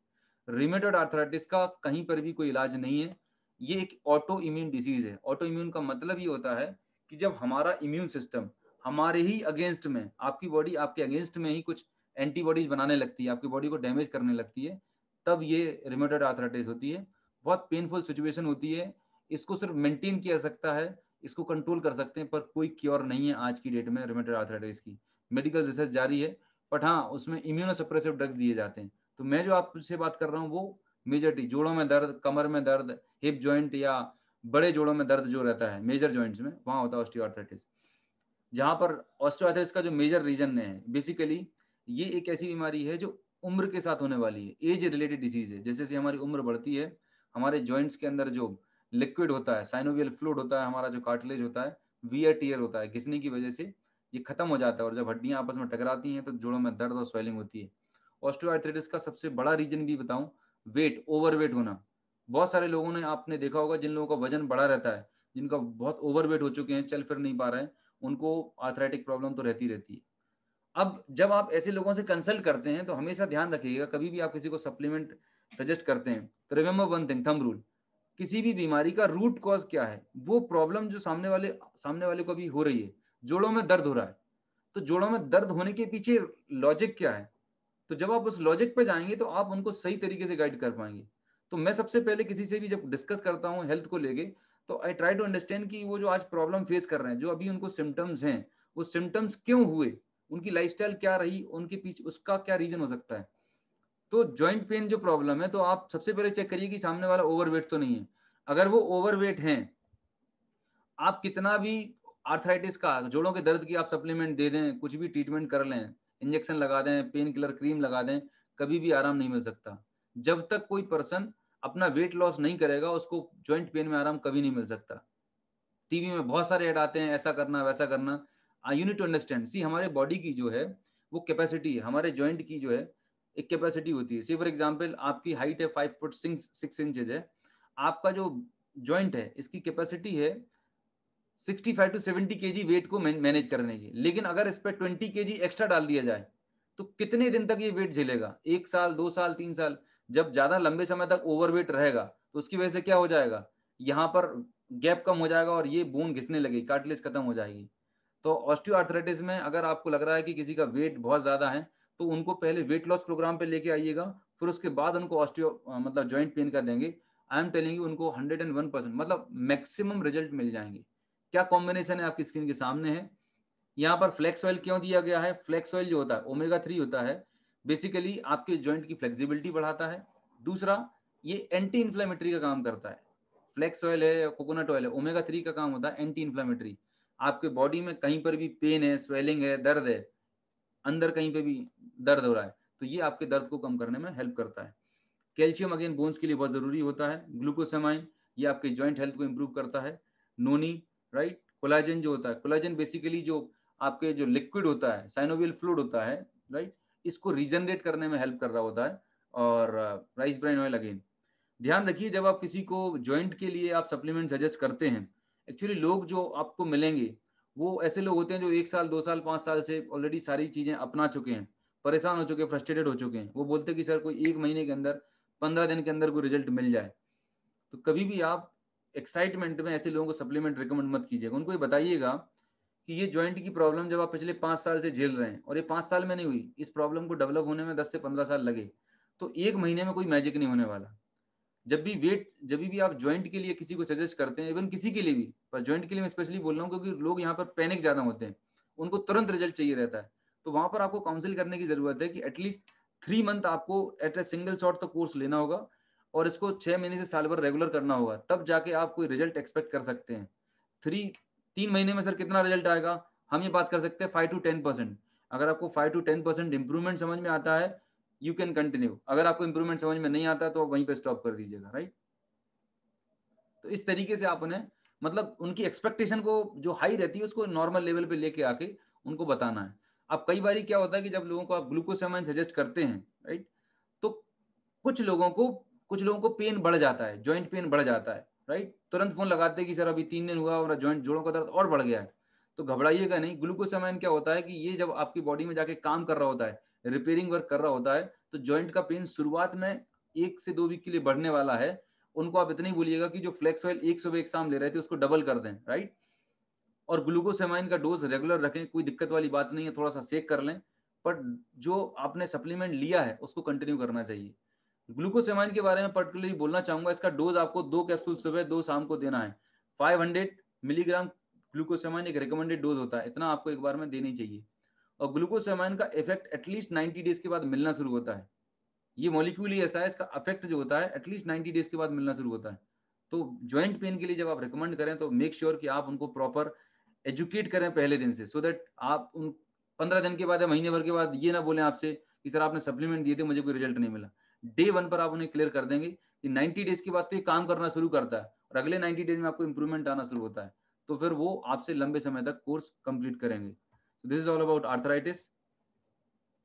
अब आते हैं इम्यूनिटी पे, और आज का जो टाइम है वो बिल्कुल हर जगह चारों तरफ हम इम्यूनिटी की बात कर रहे हैं। तो उन लोगों के लिए जिनका वीक इम्यून सिस्टम है या जो लोग अपना इम्यून सिस्टम स्ट्रॉन्ग रखना चाहते हैं, मेंटेन करना चाहते हैं, उनके लिए वेस्टीज के पास जबरदस्त रेंज है इम्यूनिटी की। Noni is one of the best product for immunity. Empty stomach लेना होता है, रिमेंबर थंब रूल, नोनी को हमेशा खाली पेट लिया जाता है, नोनी को हमेशा एम्प्टी स्टमक लिया जाता है। उसके बाद कोलेस्ट्रॉम जो है 2 सुबह 2 शाम आपको लेने होते हैं आफ्टर मील। स्पिरुलिना 1 1 सुबह शाम। करक्यूमिन, करक्यूमिन मतलब हल्दी, इम्यूनिटी के लिए बेस्ट टॉनिक है, राइट। एंड सीबकथोन। रेस्पोकेयर, रेस्पोकेयर जो है अगर आपको गले में खराश है, खांसी हो रही है ना, जुकाम हो रहा है, रेस्पिरेशन से रिलेटेड अगर कुछ प्रॉब्लम है, ऑलरेडी दमे की प्रॉब्लम है, कुछ भी प्रॉब्लम है, तो सारा का सारा कोर्स रहेगा, उसमें रेस्पो केयर आप जरूर ऐड कर दीजिए। सर्दी जुकाम खांसी कफ कोल्ड कुछ भी है, Respo care is just amazing product. Dose जो रखिएगा ध्यान रखिएगा, 2 सुबह 2 शाम दीजिएगा अगर आप 18 ईयर अबव को दे रहे हैं। अगर 12 साल से 18 साल है, बच्चे हैं, मतलब टीनेजर है, तो उनको एक एक सुबह शाम कर दीजिए। लेकिन 20 ईयर एंड अबव है तो जो मैंने आपको डोज रिकमेंड किया है ये डोज आप चलने दीजिएगा, राइट। और प्रोटीन पाउडर अगेन हमारे एंटीबॉडीज बनाने में हेल्प करता है, इम्यून सिस्टम के लिए जरूरी है, तो पूरी फैमिली ये इम्यूनिटी बूस्ट करने का आप कोर्स कंप्लीट कर सकते हैं। Coming to the digestive problems, हमारे जो डाइजेशन से रिलेटेड जो प्रॉब्लम होती है, गैस, एसिडिटी, कॉन्स्टिपेशन, राइट, खट्टी डकार आना, सीने में जलन होना, इस सब प्रॉब्लम्स के लिए नोनी आपके लिए फंडामेंटल प्रोडक्ट है, फाउंडेशन प्रोडक्ट है। टॉक्सक्लीन जो है, टॉक्सक्लीन बहुत ही इंपॉर्टेंट है। टॉक्सक्लीन में बेसिकली 3 इंग्रेडिएंट होते हैं, त्रिफला होता है इसके अंदर, और एक बहुत ही आयुर्वेदिक इंग्रेडिएंट होता है जिसमें बोलते हैं स्वर्णपत्री। स्वर्णपत्री बेसिकली आपके डाइजेस्टिव सिस्टम को रेगुलेट करने का काम कर रही होती है, राइट। तो टॉक्सक्लीन डाइजेशन से रिलेटेड कुछ भी चीज, कुछ भी प्रॉब्लम है, इट्स थंब रूल, ये देना ही देना होता है, ठीक है। तो एक सुबह एक शाम, ये मेरा फेवरेट प्रोडक्ट है। लीवर हेल्थ, अगेन डाइजेशन में आपका इंटेस्टाइन, लीवर, ये सब इंटरकनेक्टेड रहते हैं। तो कई बार हमारा आपका लीवर अगर प्रॉपर काम नहीं कर रहा होता तो भी डाइजेशन से रिलेटेड प्रॉब्लम रहती है। तो लीवर हेल्थ आप जरूर दें, और इसके बहुत अच्छे रिजल्ट होते हैं अगर आप टॉक्सक्लीन के साथ में कंबाइन करके दे रहे होते हैं। एलोवेरा डाइजेशन के लिए वेल स्टैब्लिश प्रोडक्ट है, 2 सुबह 2 शाम एलोवेरा आप दे सकते हैं। कॉम्बीबायोटिक, इसके अंदर हमारे स्टमक के, हमारे इंटेस्टाइन में कुछ अच्छे बैक्टीरियाज होते हैं, राइट, जिनको हम बोलते हैं प्रोबायोटिक्स। ये हमारे गट हेल्थ को मेंटेन करने के लिए, हमारे इंटेस्टाइन की हेल्थ को अच्छा रखने के लिए बहुत जरूरी है। और जो भी आप खाते हैं उनसे जो इंपॉर्टेंट न्यूट्रिशन है उसको एब्जॉर्ब करने में भी ये हेल्प कर रहे होते हैं। तो वेस्टीज का बहुत ही अल्टीमेट प्रोडक्ट है कॉम्बीबायोटिक्स। इसको एक सुबह एक शाम आप ले सकते हैं जिनको डाइजेशन से रिलेटेड कुछ भी प्रॉब्लम है। तो ये कॉम्बिनेशन है, किसी को भी सेंट्रल गवर्नमेंट पेट से संबंधित कोई भी प्रॉब्लम आपको दिख रही है, इनके लिए आप ये प्रोडक्ट दें, फिनोमिनल रिजल्ट्स आपको मिलने वाले हैं। कुछ चेंजेस करने होंगे, कुछ डाइटरी मॉडिफिकेशंस करने होते हैं। सबसे पहला, अगर किसी को डाइजेशन से रिलेटेड प्रॉब्लम है, मेक श्योर वो अपनी डाइट में फाइबर इंटेक बढ़ा दे। दूसरा, स्पाइसी फूड जो खाना खा रहे होते हैं उसे खाना कम कर दे। तीसरा, खाने के बीच में, जब हम खाना खाते हैं, खाने के बीच में पानी बिल्कुल नहीं पीना, या तो खाना खाने के 40 मिनट बिफोर या 40 मिनट आफ्टर। लोग यही छोटी छोटी गलतियां कर रहे होते हैं, खाना भी खा रहे हैं साथ में पानी पी रहे हैं, और अगर आप ऐसा कर रहे हैं तो कभी भी आपका डाइजेशन ठीक नहीं रहने वाला, हमेशा आपको डाइजेशन की प्रॉब्लम रहेगी। तो ये छोटी सी कुछ हैबिट्स हैं, इनको अगर सुधार लेंगे तो आपकी डाइजेशन सिस्टम अच्छा हो सकता है। You can maintain a good digestive system. Now coming to the skin problems, right. Skin problems, ये अगेन एक ऐसी चीज है जिसके लिए हम कंसर्न रहते हैं, वरीड रहते हैं। और मैं यहाँ पर जो प्राइमरीली बात कर रहा हूँ एक्ने की, पिंपल्स की है, और नीचे चार्ट में और आपको मैंने कुछ लिखा हुआ है, उनको भी आप देख सकते हैं। स्किन के लिए सबसे बड़ा, स्किन जो प्रॉब्लम होती है वो हमारे इंटरनल इंपॉर्टेंट होती है। ब्लड में अगर इंप्यूरिटीज इकट्ठी हो जाती हैं, ब्लड में अगर आपके टॉक्सिन्स इकट्ठे हो जाते हैं उसकी वजह से। और तीसरा रीजन हो सकता है हार्मोनल, राइट। तो एक तो होते हैं ब्लड की इंप्यूरिटीज की वजह से, दूसरा स्ट्रेस है, लाइफस्टाइल है, और तीसरा होता है हार्मोनल चैलेंज की वजह से स्किन में प्रॉब्लम्स आती हैं। तो आपको क्या क्या प्रोडक्ट लेना है, नोनी अगेन ये आप लेना होगा। नीम जो है, ध्यान रखिएगा, स्किन से रिलेटेड कोई भी प्रॉब्लम है, नीम को आयुर्वेदा में मतलब स्किन के लिए one of the best remedy माना गया है। और हमारे यहाँ मतलब कई सालों, हजारों साल से हम आयुर्वेद में नीम को यूज करते आए हैं स्किन प्रॉब्लम्स के लिए। नीम एंटी बैक्टीरियल है, एंटीबायोटिक है, नीम इज फिनोमिनल प्रोडक्ट।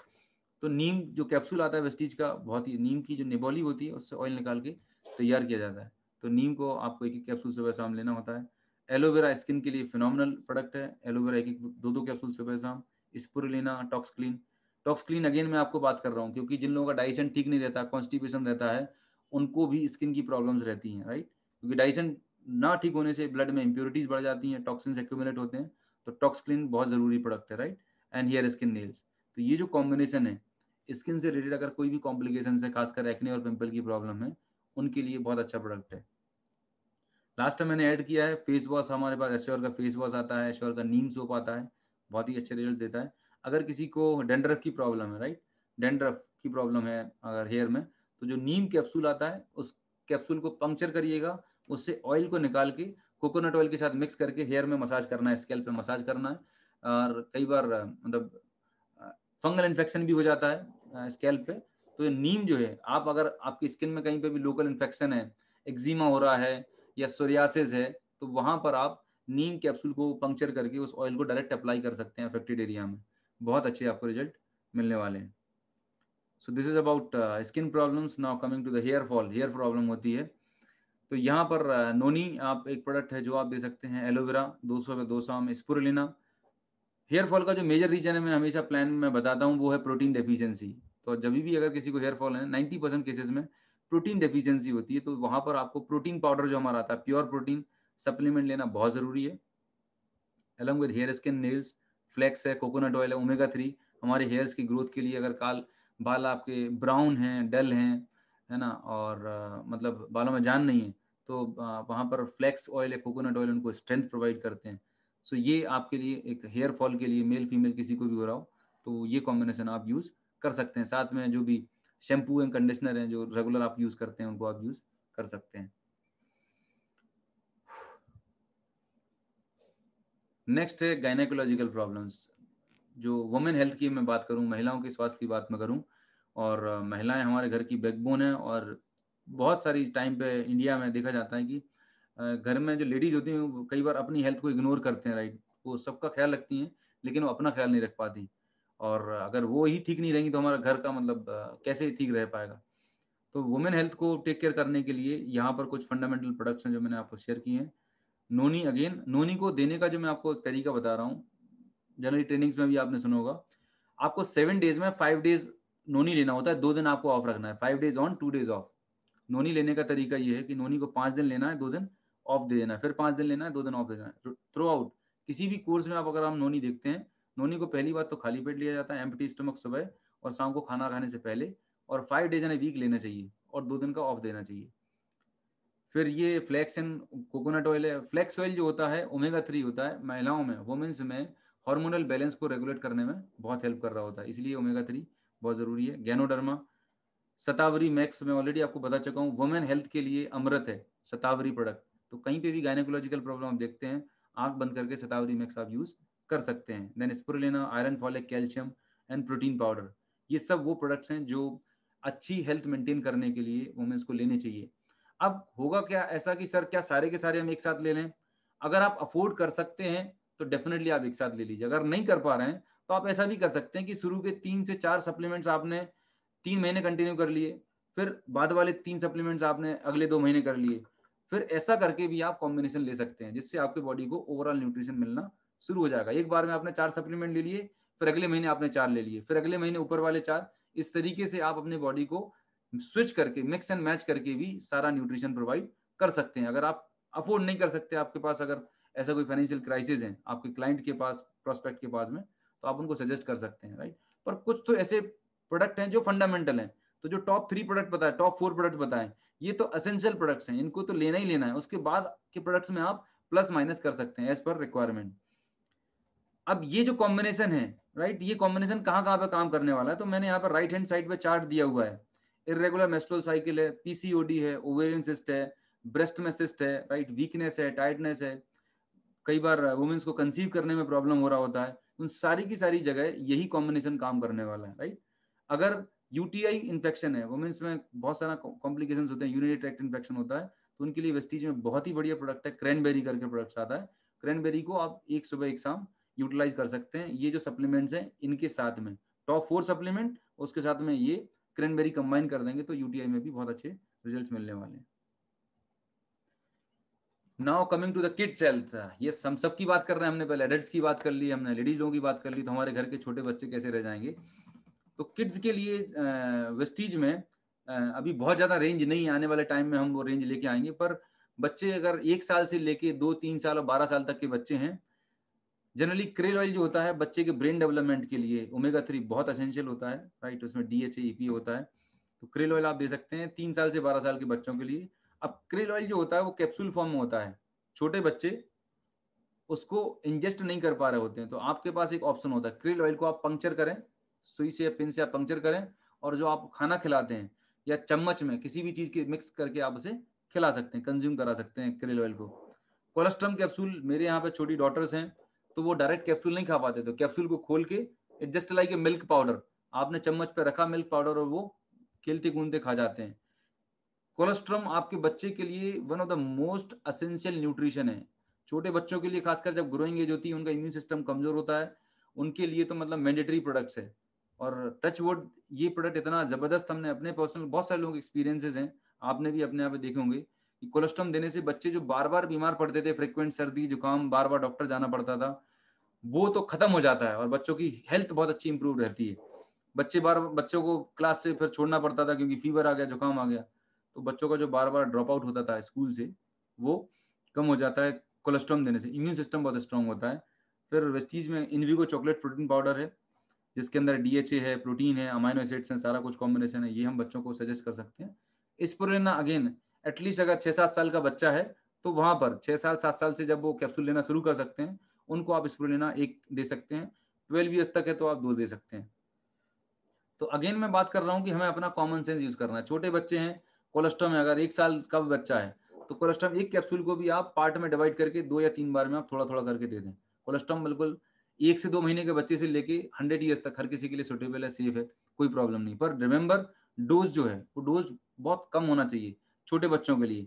5 साल तक के हो चुके, 3 से 5 साल के तो एक कैप्सूल, और उससे ऊपर है तो 100 आप दे सकते हैं। तो बच्चों के लिए, बच्चों की हेल्थ को मेंटेन करने के लिए एक बहुत ही अच्छा कॉम्बिनेशन है वेस्टीज के अंदर। 12 साल से ऊपर के बच्चे अगर हो गए हैं, ग्रोइंग चिल्ड्रन है, तो हमारा जो कैल्शियम है, जो हमारा कैल्शियम आता है, वो एक कैल्शियम टेबलेट आप सुबह आप रेगुलर बेसिस पर दे सकते हैं, क्योंकि 200 मिलीग्राम कैल्शियम उसमें भी होता है बच्चों की ग्रोथ के लिए, ग्रोइंग चिल्ड्रन के लिए। अभी तो हमने बातचीत कर ली बीमार लोगों की, जिनको ऑलरेडी बीमारियां हैं, तकलीफ में जी रहे हैं। अब बात करते हैं ऐसे लोग, जो लोग नॉर्मल हैं, अभी कोई बीमारी नहीं है, हेल्दी इंडिविजुअल हैं, बिजी प्रोफेशनल्स हैं, या बॉडी में थोड़ा थोड़ा टाइटनेस, वीकनेस लगने लगी है ना, खाने का टाइम डिस्टर्ब है, स्ट्रेस में रहते हैं, बहुत बिजी स्केड्यूल्स रहते हैं, खाने पीने के लिए मतलब फ्रूट्स नहीं ले पा रहे हैं, बिजी लाइफस्टाइल है। उनको अगर अपनी हेल्थ को मेंटेन करना है, अपनी एनर्जी लेवल को मेंटेन रखना है, स्टेमिना बढ़ा रखना है और अपने आप को फिट रखना है, एनर्जेटिक रखना है, तो उनके लिए ये एक बहुत ही शानदार कॉम्बिनेशन, मतलब एक नॉर्मल पर्सन को हेल्दी मेंटेन रखने के लिए, हेल्थ को अच्छा रखने के लिए ये कॉम्बिनेशन है। नोनी अगेन आप सबके लिए जरूरी है। अब मैंने जो इसमें लिखा है क्रेल ऑयल, फ्लेक्स या कोकोनट ऑयल, तो स्मार्ट तरीका ये बोलता है कि आपने 1 महीने क्रेल ऑयल कंज्यूम कर लिया, फिर अगले महीने आप फ्लेक्स ऑयल ट्राई कर सकते हैं और अगले महीने आप कोकोनट ऑयल ले सकते हैं। तो इस तरीके से आपको तीनों वैरायटी का ओमेगा 3 मिलता रहेगा, आपकी बॉडी को सारा न्यूट्रिशन, सब तरह का न्यूट्रिशन मिलने लगेगा और आपको वैरायटी ऑफ सप्लीमेंट्स भी मिलेंगे और सारे के सारे बेनिफिट्स आप ले सकते हैं। स्पिरुलिना 2 सुबह 2 शाम। Q10 अगेन जब हम वर्किंग प्रोफेशनल हैं, 30 ईयर्स के बाद आपका जो हार्ट होता है, वहाँ Q10 जो एक एंजाइम होता है, बहुत इंपॉर्टेंट एंजाइम होता है, जो कार्डियक मसल्स को एनर्जी देने का काम कर रहा होता है, तो ये धीरे धीरे इसका लेवल कम होने लगता है। तो कार्डियक प्रॉब्लम ना हो, आपका हार्ट अच्छे से परफॉर्म करे, राइट, तो ये Q10 वंस इन डे एक बार आप ले सकते हैं। आप साल में 2-3 महीने कोर्स कर लिए और फिर आप इसे छोड़ सकते हैं, फिर आपने 2-3 महीने कर लिया फिर छोड़ सकते हैं, मतलब ऑन ऑफ करके आप इसे ले सकते हैं। Sea buckthorn it's a regular antioxidants है, विटामिन मिनरल्स है। मेटामाइंड्स ये अभी रिसेंटली लॉन्च प्रोडक्ट है, बहुत ही जबरदस्त प्रोडक्ट है, क्योंकि आज की डेट में हमारा जो जॉब है मल्टीटास्किंग है, वर्क प्रेशर बहुत है, एक एक इंसान को मतलब 2-2 4-4 डिपार्टमेंट की रिस्पॉन्सिबिलिटी संभालनी होती है, बहुत स्ट्रेस है, चीजें याद नहीं रहती, चिड़चिड़ापन होता है, राइट, हम प्रॉपर फोकस नहीं कर पा रहे होते हैं। तो ये मेटामाइंड जो है ना, ये आपको बहुत हेल्प करने वाला, अगर आप बिजी प्रोफेशनल हैं और खासकर लॉयर हैं, डॉक्टर हैं, है ना, और जो कॉलेज गोइंग स्टूडेंट्स हैं, है ना, कॉम्पिटिटिव एग्जाम की तैयारी कर रहे हैं, उन सबके लिए मेटामाइंड इज वेरी गुड प्रोडक्ट। एक टैबलेट, चेबल टैबलेट है, आप इसे कंज्यूम कर सकते हैं। Protein powder it's a fundamental product, foundation product है, हर इंसान को, हर उम्र के व्यक्ति को लेना चाहिए, फैमिली को, सभी को यूज करना चाहिए प्रोटीन पाउडर। अब बात आती है कि सर ये सारे सप्लीमेंट अब एक साथ लें, अगेन अगर आप अफोर्ड कर सकते हैं तो डेफिनेटली आप सारे सप्लीमेंट लीजिएगा, मैं सारे सप्लीमेंट लेता हूँ ऑलमोस्ट, और कुछ सप्लीमेंट्स में स्विच करता रहता हूँ, यही आपको करना है। सी फॉर एग्जाम्पल आपने शुरुआत में नोनी, क्रिल और स्पिरुलिना Q10 ले लिया, सीबकथॉन ले लिया, मेटामाइंड आपने 2-3 महीने लिया फिर बंद कर दिया, फिर सीबकथॉन की जगह कोई और प्रोडक्ट आप स्विच कर सकते हैं, राइट। अब हमारे बॉडी में क्या होता है, रेगुलर बेसिस पर टॉक्सिन्स जा रहे होते हैं, तो जैसे आप अपनी गाड़ी की सर्विसिंग कराते हैं, राइट, कराते कि नहीं कराते, हम सब लोग कराते हैं गाड़ी की सर्विसिंग, ठीक वैसे ही हमारे बॉडी की भी सर्विसिंग होना बहुत जरूरी है। हमारे बॉडी से अगर टाइमली टॉक्सिन से निकलते रहे, डिटॉक्सिफिकेशन होता रहा, तो हमें बीमारियां लॉन्ग टर्म में नहीं होंगी, हम अपने आप को प्रोटेक्ट रख सकते हैं। तो अपने बॉडी को हर 3 महीने के बाद 1 महीने अपने आप को डिटॉक्सीफाई जरूर करें, और डिटॉक्सिफिकेशन के लिए हमारे पास फुट पैच आते हैं, टॉक्स क्लीन है, गैनोडर्मा है, जो आपको डिटॉक्सिफाई करने में हेल्प करते हैं। और यही जो कोर्स है, अगर किसी को जनरल वीकनेस है, टाइटनेस है, लेथार्जी है, तो ये कोर्स वहां पर भी काम आने वाला है। So this is all about, ये कोर्स उनके लिए है जो नॉर्मल लोग हैं, हेल्दी लोग हैं और अपने आप को फिट और एनर्जेटिक मेंटेन करना चाहते हैं। अब एक ऐसी बीमारी, क्रिटिकल बीमारी है जिसके लिए मेरे पास बहुत सारी क्वेरीज आती हैं, कंसर्न भी होते हैं, एंड मतलब ये जो बीमारी है मतलब होती कैसे है, थोड़ा सा मैं अगर इस पर बात करूं। देखिए हमारे बॉडी में आपने देखा होगा सीएनटी में, हमारे बॉडी में जो सेल्स होते हैं 63 ट्रिलियन सेल्स होते हैं हमारे बॉडी के अंदर, 63 ट्रिलियन सेल्स होते हैं। नॉर्मल सेल जब ऐसी होती है, और नॉर्मल सेल जो डिवाइड होती है वो लेकिन कंट्रोल्ड वे में होती है, लेकिन ड्यू टू सम रीजन उसके डीएनए में कुछ ऐसा चेंज आ जाता है कि ये सेल जो है अनकंट्रोल्ड तरीके से डिवाइड होने लगती है। एक तो थी कंट्रोल, जैसे कि आपको कहीं चोट लग जाती है और आपका घाव धीरे धीरे करके भर जाता है, फिर वो कवर अप हो जाती है आपकी स्किन। लेकिन आप जस्ट इमेजिन करें अगर ये कंट्रोल ना हो तो यहाँ पर एक गांठ बन जाएगी। अनकंट्रोल डिवीजन जब होने लगता है सेल का, तो वो कैंसर में कन्वर्ट हो जाती है, और ये हमारे ब्रेन बॉडी के किसी भी पार्ट में पॉसिबल हो सकता है। मोस्ट ऑफ द टाइम होता क्या है, कैंसर अर्ली स्टेज में डिटेक्ट होता नहीं है, और पहले लोग तमाम तरीके के इलाज करा रहे होते हैं, और जब तक आप तक पहुंचते हैं तो बहुत क्रिटिकल कंडीशन में होते हैं। मैं आपको यही बोलूंगा कि अगर कोई भी ऐसा पेशेंट है जो बहुत क्रिटिकल कंडीशन में है और आईसीयू में एडमिट है, मतलब डॉक्टर ने भी हाथ खड़े कर लिए हैं, तो ऐसी क्रिटिकल कंडीशन में कभी भी आप बिल्कुल इन्वॉल्व ना हो, मैं आपको बताना चाहूंगा। ऑल्दो हम प्रे करते हैं भगवान से कि वो ठीक हो जाए, लेकिन जब कोई ऐसा क्रिटिकल और कॉम्प्लिकेटेड केस हो तो आप एक्साइटमेंट में बिल्कुल ना जाएं वहां पर। अगर लोग आपको अप्रोच करते हैं या कोई आपसे डिस्कस करता है, तो उनको पहला सवाल, पहली चीज ये बताइएगा, देखिए ये जो डिसीज है ये बहुत ही मतलब क्रिटिकल डिसीज है, इसमें जो आपकी थेरेपी चल रही है वो काम अपना करने वाली है। मैं जो सप्लीमेंट आपको सजेस्ट करूंगा या कर रही हूँ, ये सप्लीमेंट आपको सपोर्ट करेंगे। कितना परसेंटेज कर पाएंगे, कितना करेंगे, इसके लिए मैं कोई प्रोडिक्शन नहीं दे सकता हूँ, राइट। लेकिन हाँ, हिंदुस्तान में ऐसे बहुत सारे लोग हैं जिन्होंने कैंसर में, तमाम तरह के, ब्रेस्ट कैंसर में, गले के कैंसर में, लंग कैंसर में, तमाम सारे कैंसर में वेस्टीज के सप्लीमेंट यूज किए और उनको काफी हद तक इंप्रूवमेंट मिला, right. So on that basis एक हमारे पास ऐसे टेस्टिमनी है, ऑन दैट बेसिस मैं आपको सजेस्ट कर सकता हूं। पर कोई श्योर शॉर्ट रिजल्ट की बात करें या टाइम ड्यूरेशन की बात करें तो मैं आपको प्रोडिक्ट नहीं कर सकता हूं। अगर आपको ट्रस्ट है और आपने चूंकि इतना लाखों रुपए दवाइयों में लगा लिया है, अगर आप एक ट्राई करना चाहते हैं, क्योंकि ये जो सप्लीमेंट्स हैं, एक बात पक्की है कि इनसे कोई साइड इफेक्ट नहीं होगा, इससे कोई नुकसान नहीं होगा। हाँ, बेनिफिट होगा तो बेनिफिट जरूर मिलेगा आपको, नुकसान बिल्कुल नहीं होने वाला, ये बात पक्की है। तब जाके आप उन्हें ये सजेस्ट करें। मतलब सामने वाले को सप्लीमेंट सजेस्ट करने से पहले हमें उसकी एक्सपेक्टेशन को सही सेट करना बहुत जरूरी है। नहीं तो लोग क्या है, आपने उनको बोला कि नहीं बिल्कुल आराम मिल जाएगा, ठीक हो जाएगा, और वो आपसे एक आस होप लगा लेते हैं, और कल के दिन पेशेंट के साथ कुछ हो गया, ऊपर नीचे हो गया, तो लोग फिर आपको बोलेंगे आपने बोला था कि अब ठीक हो जाएगा, ऐसा हो जाएगा, और आपके सप्लीमेंट की वजह से ऐसा हो गया। सो थोड़ा सा हमें कॉशियस रह के और समझदारी से बातचीत करने की, बैलेंस वे में बातचीत करने की जरूरत है, तो आपको कोई प्रॉब्लम नहीं आएगी। कैंसर के लिए सबसे पहला जो सप्लीमेंट है वो है नोनी। आप देख रहे हैं चार्ट में, यहाँ पर अगेन फिनोमिनल प्रोडक्ट है ये नोनी की। Noni it's known to be anti cancer properties. Noni पर रिसर्च भी है और प्रूफ भी है कि noni anti cancer property carry करता है। तो ये एक सुबह एक शाम, और ज्यादा सीवियर कंडीशन होती है तो नोनी का डोज भी हम डबल कर देते हैं। आप ध्यान ही रखिएगा, कैंसर के केसेस में जो नॉर्मल सप्लीमेंट के डोजेस होते हैं वो 4 गुना 5 गुना तक हम डोजेस देते हैं।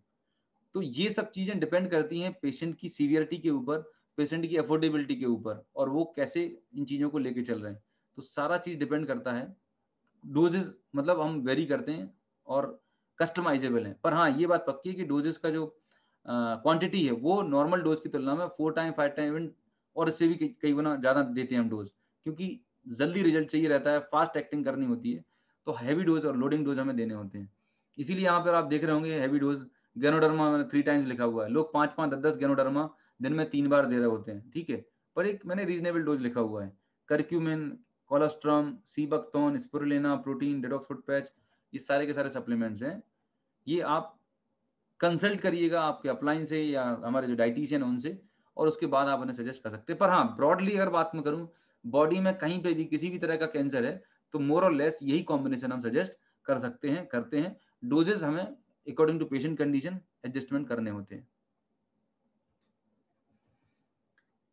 लास्ट बट नॉट लीस्ट, मैंने इतनी सारी बात कर ली आपसे सप्लीमेंट को लेके कि किस बीमारी में क्या सप्लीमेंट देने हैं और क्या क्या उनके यूजेस हैं, कॉम्बिनेशन हैं। ये कुछ जनरल गाइडलाइंस हैं जिनको आपको बहुत ध्यान रखना है, कुछ डूज एंड डोंट्स हैं जब आप किसी को सप्लीमेंट सजेस्ट करते हैं, तो ये आपको ध्यान रखना है, because it's our moral responsibility कि हम लोगों का, हमारा इंटेंशन है लोगों को फायदा होना चाहिए, पर जाने अनजाने में हमारी किसी एक्टिविटी से किसी को नुकसान नहीं होना चाहिए, ठीक है। इग्नोरेंस की वजह से, हमारे एक्साइटमेंट की वजह से, ये चीज हमें ध्यान रखनी है। सबसे पहली चीज जो मैंने आपको बात करी है कि जनरली जब आप लोगों को अप्रोच करते हैं तो लोगों को ऑलरेडी कोई ना कोई डिजीज होती है जिससे आप बात कर रहे होते हैं, किसी को बीपी है, शुगर है, थायराइड है, लोगों की ऑलरेडी मेडिकेशन चल रही होती हैं। तो कई बार जब आप सप्लीमेंट सजेस्ट करते हो तो लोग आपको बिना बोले वो अपनी करंट मेडिसिन बंद कर लेते हैं और सप्लीमेंट लेने लगते हैं, और 2 4 5 10 दिन के बाद वो फोन लगाता है, मेरी बीमारी बढ़ गई। तो समझ लीजिएगा कि उन्होंने अपनी मेडिसिन बंद कर ली हैं। तो हमेशा जब भी आप किसी को सप्लीमेंट सजेस्ट करते हैं, उनको क्लियरली मेंशन करिएगा, बताइएगा कि भाई आपकी जो करंट मेडिसिन चल रही है एलोपैथी, उसको लेना है, उसको बंद नहीं करना है, उसके साथ साथ में आपको ये सप्लीमेंट लेना है। सप्लीमेंट क्या करेंगे, सप्लीमेंट रूट कॉज पर काम करेंगे, और धीरे धीरे करके, अभी आपका जो एलोपैथी मेडिसिन का डोज है, जब आप रेगुलर सप्लीमेंट लेंगे तो धीरे धीरे करके आपकी बॉडी अंदर से रिकवर करेगी और आपके एलोपैथी मेडिसिन के डोज कम होने लगेंगे, आपको अंदर से फील होगा। लेकिन डे 1 पर आपको कोई भी मेडिसिन बंद नहीं करनी है without any doctor consultation, right. और जो एलोपैथी मेडिसिन चल रही है उसके साथ साथ में सप्लीमेंट हमें लेने होंगे। क्यों लेने होंगे? अगर आपको जिंदगी भर ये दवाइयां से छुटकारा पाना है और इनके साइड इफेक्ट से बचना है, इसलिए आपको ये सप्लीमेंट साथ में लेना जरूरी है, ठीक है। सप्लीमेंट चूंकि नेचुरल है, ये धीरे धीरे काम करेंगे, रूट कॉज पे काम करेंगे, इनको वक्त लगेगा रिकवर करने में, आपकी बॉडी को रीजनरेट करने में। सो पेशेंस रखना होगा, ये पहली चीज आप लोगों को बताइएगा। दूसरी चीज, प्रोटीन पाउडर है, स्पिरुलिना है, गैनोडर्मा है, राइट, इनको नहीं देना होता। कुछ मेडिकल कंडीशन है जहां पर हम इसे मना करते हैं, नहीं देना चाहिए। पहली कंडीशन है, अगर किसी को ऑलरेडी किडनी का प्रॉब्लम है, क्रॉनिक किडनी डिसीज है, CKD है वहां पर, और अगर किसी को यूरिक एसिड बढ़ा हुआ है, यूरिक एसिड की प्रॉब्लम है, तो वहां पर हम प्रोटीन या प्रोटीन से रिलेटेड कोई भी डाइट रिकमेंड और सजेस्ट नहीं कर रहे होते हैं। थर्ड है, आयरन और कैल्शियम को कभी भी हमें साथ में कंज्यूम नहीं करना है। आई रिपीट, आयरन और कैल्शियम को हमें साथ में नहीं लेना होता। क्यों? क्योंकि आयरन और कैल्शियम जब हम साथ में लेते हैं तो ये जो दोनों चीजें हैं ये एक दूसरे के एब्जॉर्प्शन को रोक देते हैं। आयरन कैल्शियम को एब्जॉर्ब नहीं होने देगा और कैल्शियम आयरन को एब्जॉर्ब नहीं होने देगा। तो आपने जो सप्लीमेंट लिया है वो आपके बॉडी में कोई फायदा नहीं करने वाला, वो फ्लश आउट हो जाएगा। तो स्मार्ट तरीका क्या है कि आयरन को जनरली हम रिकमेंड करते हैं बिफोर मील, खाना खाने के आधा घंटे पहले आप लें, और खाना खाने के बाद आप कैल्शियम ले सकते हैं। अगर आपको खाना खाने के बाद लेना है तो मेंटेन एटलीस्ट 2 से 3 घंटे का आप गैप बना के रखिएगा आयरन और कैल्शियम के बीच में। आपको बता दूं, स्पाइरुलिना जो सप्लीमेंट है, स्पाइरुलिना में आयरन का कंटेंट हाई होता है, तो ध्यान रखना स्पाइरुलिना और कैल्शियम को भी साथ में नहीं लेना है। स्पाइरुलिना और कैल्शियम के बीच में एटलीस्ट 2 से 3 घंटे का गैप होना चाहिए। नोनी को ध्यान रखिएगा, नोनी बहुत अच्छा प्रोडक्ट है, सबसे ज्यादा मतलब यूज होने वाला प्रोडक्ट है वेस्टीज में। बट जिन लोगों का बीपी लो है, लो बीपी पेशेंट्स में, और जिनको अगर किडनी का प्रॉब्लम है, वहां पर नोनी को नहीं देना है। तो याद रखिएगा, कभी भी आप नोनी किसी को सजेस्ट कर रहे हैं, किसी को भी प्रोटीन सप्लीमेंट सजेस्ट कर रहे हैं, उनसे क्रॉस चेक कर लीजिए, सर आपकी हेल्थ अच्छी है, आपको पहले कोई हेल्थ में कोई इशू तो नहीं हुआ, अगर हुआ है तो थोड़ा सा मेडिकल हिस्ट्री जरूर लें। ऐसा नहीं कि उन्होंने कुछ बोला और तुरंत आपने सप्लीमेंट दीजिए। उनकी प्रीवियस हेल्थ कंडीशन को जानने के बाद अगर आप सप्लीमेंट देते हैं तो आपको पता चल जाएगा। शायद किसी ने बोला कि सर मेरे को वीकनेस है, टायर्डनेस है, और मुझे सप्लीमेंट चाहिए, तो आपके दिमाग में तुरंत आएगा स्पिरुलिना दे देना चाहिए। लेकिन हो सकता है उसकी किडनी वीक हो या किडनी में प्रॉब्लम हो, तो उसको प्रॉब्लम तो वीकनेस की हो रही है और आपने प्रोटीन पाउडर स्पिरुलिना रिकमेंड कर दिया बिना उससे ये जाने कि आपको कोई एग्जिस्टिंग मेडिकल कंडीशन तो नहीं है। हो सकता है उसको किडनी प्रॉब्लम, और आपने उसे प्रोटीन दे दिया तो उसकी प्रॉब्लम और बढ़ जाएगी। तो हमेशा ध्यान रखिएगा, जब भी आप किसी को सप्लीमेंट सजेस्ट करते हैं, थोड़ा सा प्रीवियस मेडिकल हिस्ट्री आप जान लें कि सर इससे पहले कोई हेल्थ इशू तो नहीं आया, कोई बड़ी मेडिकल कंडीशन या कुछ भी ऐसी दिक्कत तो नहीं आई जिससे आपको हॉस्पिटलाइज होना हुआ या कोई और मेडिसिन लेनी पड़ी हो आपको महीने 2 3 महीने। तो उससे क्या होगा, आपके पास क्लैरिटी मिल जाएगी और आप कोई ऐसा सप्लीमेंट रिकमेंड नहीं करेंगे जो कॉन्ट्राडिक्टेड है, राइट। ये चीज आप ध्यान रखिएगा। नीम जो होता है, नीम का जो नेचर होता है वो काफी कूलिंग नेचर का होता है, ठंडा नेचर का होता है। तो यंग इंडिविजुअल्स में, जो यंग कपल्स हैं, यंग हैं, न्यूली मैरिड कपल्स हैं, अगर उनको नीम आप सजेस्ट कर रहे हैं तो उनको नीम सजेस्ट मत करिए अगर वो चाइल्ड प्लान कर रहे हैं, राइट। क्योंकि नीम जो है वो अ, जो मतलब पावर को कम कर देता है, मतलब जो लिबिडो है वो कम कर देता है, और मतलब स्पर्म काउंट भी कम कर देता है, तमाम तरीके के मतलब लिमिटिंग इफेक्ट होता है। मेल सेक्सुअल फंक्शन पे। तो नीम का यूज जो होता है, चाहे मेल हो चाहे फीमेल हो, यंग इंडिविजुअल में लंबे समय तक नहीं करना है। अगर देना भी पड़ रहा है तो सिर्फ महीने भर के लिए दें और अल्टरनेट डे दें अगर स्किन प्रॉब्लम हो भी रही है तो, ये ध्यान रखिएगा। ग्लूकोसामाइन के बारे में ऑलरेडी बता चुका हूँ कि अगर आप किसी को ग्लूकोसामाइन देते हैं तो कुछ लोग ऐसा कंप्लेन करते हैं कि उनका पेन बढ़ गया है, तो घबराने वाली कोई बात नहीं। उनको बोलिएगा कि आपके बॉडी में ये काम करना शुरू कर रहा है, आप इसे कंटिन्यू करिएगा, धीरे धीरे करके पेन ऑटोमेटिक सबसाइड हो जाएगा। और सप्लीमेंट जब भी आप सजेस्ट करते हैं, ऑलवेज आप सजेस्ट करें कि पानी की जो क्वांटिटी है, वाटर जो इनटेक है वो मतलब 2 से 3 लीटर, नॉर्मल जो जितना पानी पीते हैं उससे एटलीस्ट आधा से 1 लीटर पानी ज्यादा कंज्यूम करना चाहिए। कारण क्या है कि जो हम सप्लीमेंट लोगों को सजेस्ट करते हैं वो ड्राइड फॉर्म में रहते हैं, पाउडर्ड फॉर्म में रहते हैं। जब हम उन्हें कंज्यूम करते हैं तो बॉडी में एक्सपैंड करते हैं, मतलब फैलते हैं, तो उनको काम करने के लिए, सही तरीके से काम करने के लिए पानी की ज्यादा जरूरत पड़ती है। तो अगर आप किसी को भी सप्लीमेंट एडवाइस कर रहे हैं तो उनको सबसे पहला थंब रूल बताइए कि आपको जितना आप पानी कंज्यूम करते हैं उससे एटलीस्ट 1 लीटर ज्यादा पानी आपको लेना है। अगर आपको अच्छे बेहतर रिजल्ट चाहिए सप्लीमेंट्स के, तो सप्लीमेंट बहुत इफेक्टिव तरीके से काम कर पाएंगे। ये सप्लीमेंट्स के रिजल्ट को बढ़ा देता है। कई बार कुछ लोग ऐसा कंप्लेन करते हैं कि सर मैंने स्पुरुलिना खाया, ये सप्लीमेंट खाने के बाद मुझे थोड़ी सी घबराहट जैसी लग रही है, सीने में ऐसा लग रहा है, सफोकेटिंग टाइप का लग रहा है। अगर ऐसी कोई आपको कंप्लेंट करता है तो एक ही चीज याद रखना कि उनने सफिशिएंट पानी नहीं पिया। स्पुरुलिना क्या होता है, एक एल्गी होती है, एल्गी को हमने ड्राई फॉर्म में रखा हुआ है। तो जनरली लोग खाना खाने के बाद सिर्फ जो मेडिसिन लेते हैं तो एक घूंट पानी पी लेते हैं। तो वो जब स्पुरुलिना आपके स्टमक में जाके एक्सपेंड होता है तो वो वाटर को एब्जॉर्ब करता है, इससे थोड़ा गला सूखता है और प्यास ज्यादा लगती है। तो ये कोई प्रॉब्लम वाली बात नहीं है, घबराने वाली बात नहीं है। ये मतलब इंडिकेट कर रहा है कि आपके बॉडी में सप्लीमेंट्स काम कर रहे हैं। बस एक ही चीज ध्यान रखना है कि वाटर इनटेक आपको बढ़ा देनी है। वाटर इनटेक बढ़ा देंगे आप बिल्कुल रिलैक्स होंगे, कोई प्रॉब्लम, कोई कॉम्प्लिकेशंस नहीं होंगे। Now coming to the last slide. मैंने इतने सारे कॉम्बिनेशंस बताए, अभी भी ऐसा नहीं कि मैंने सारी डिसीज कवर कर ली, हो सकता है कुछ डिसीज छूट गई होंगी। मुझे अभी एक मैसेज आया था, सर प्रेगनेंसी में भी आप कवर करिएगा। तो प्रेगनेंसी में क्या क्या देना होता है? प्रेगनेंसी में सबसे पहला न्यूट्रिशन होता है, दैट इज होता है प्रोटीन पाउडर, राइट। प्रोटीन की रिकमेंडेशन होती है 2 ग्राम पर 1 kg बॉडी वेट, एक तो खुद के लिए, ग्रोइंग फीटस के लिए। तो प्रोटीन पाउडर मैंडेटरी है। उसके बाद आयरन, फॉलिक, राइट। उसके बाद कैल्शियम। प्रोटीन, आयरन, कैल्शियम, ये तो फंडामेंटल सप्लीमेंट्स है।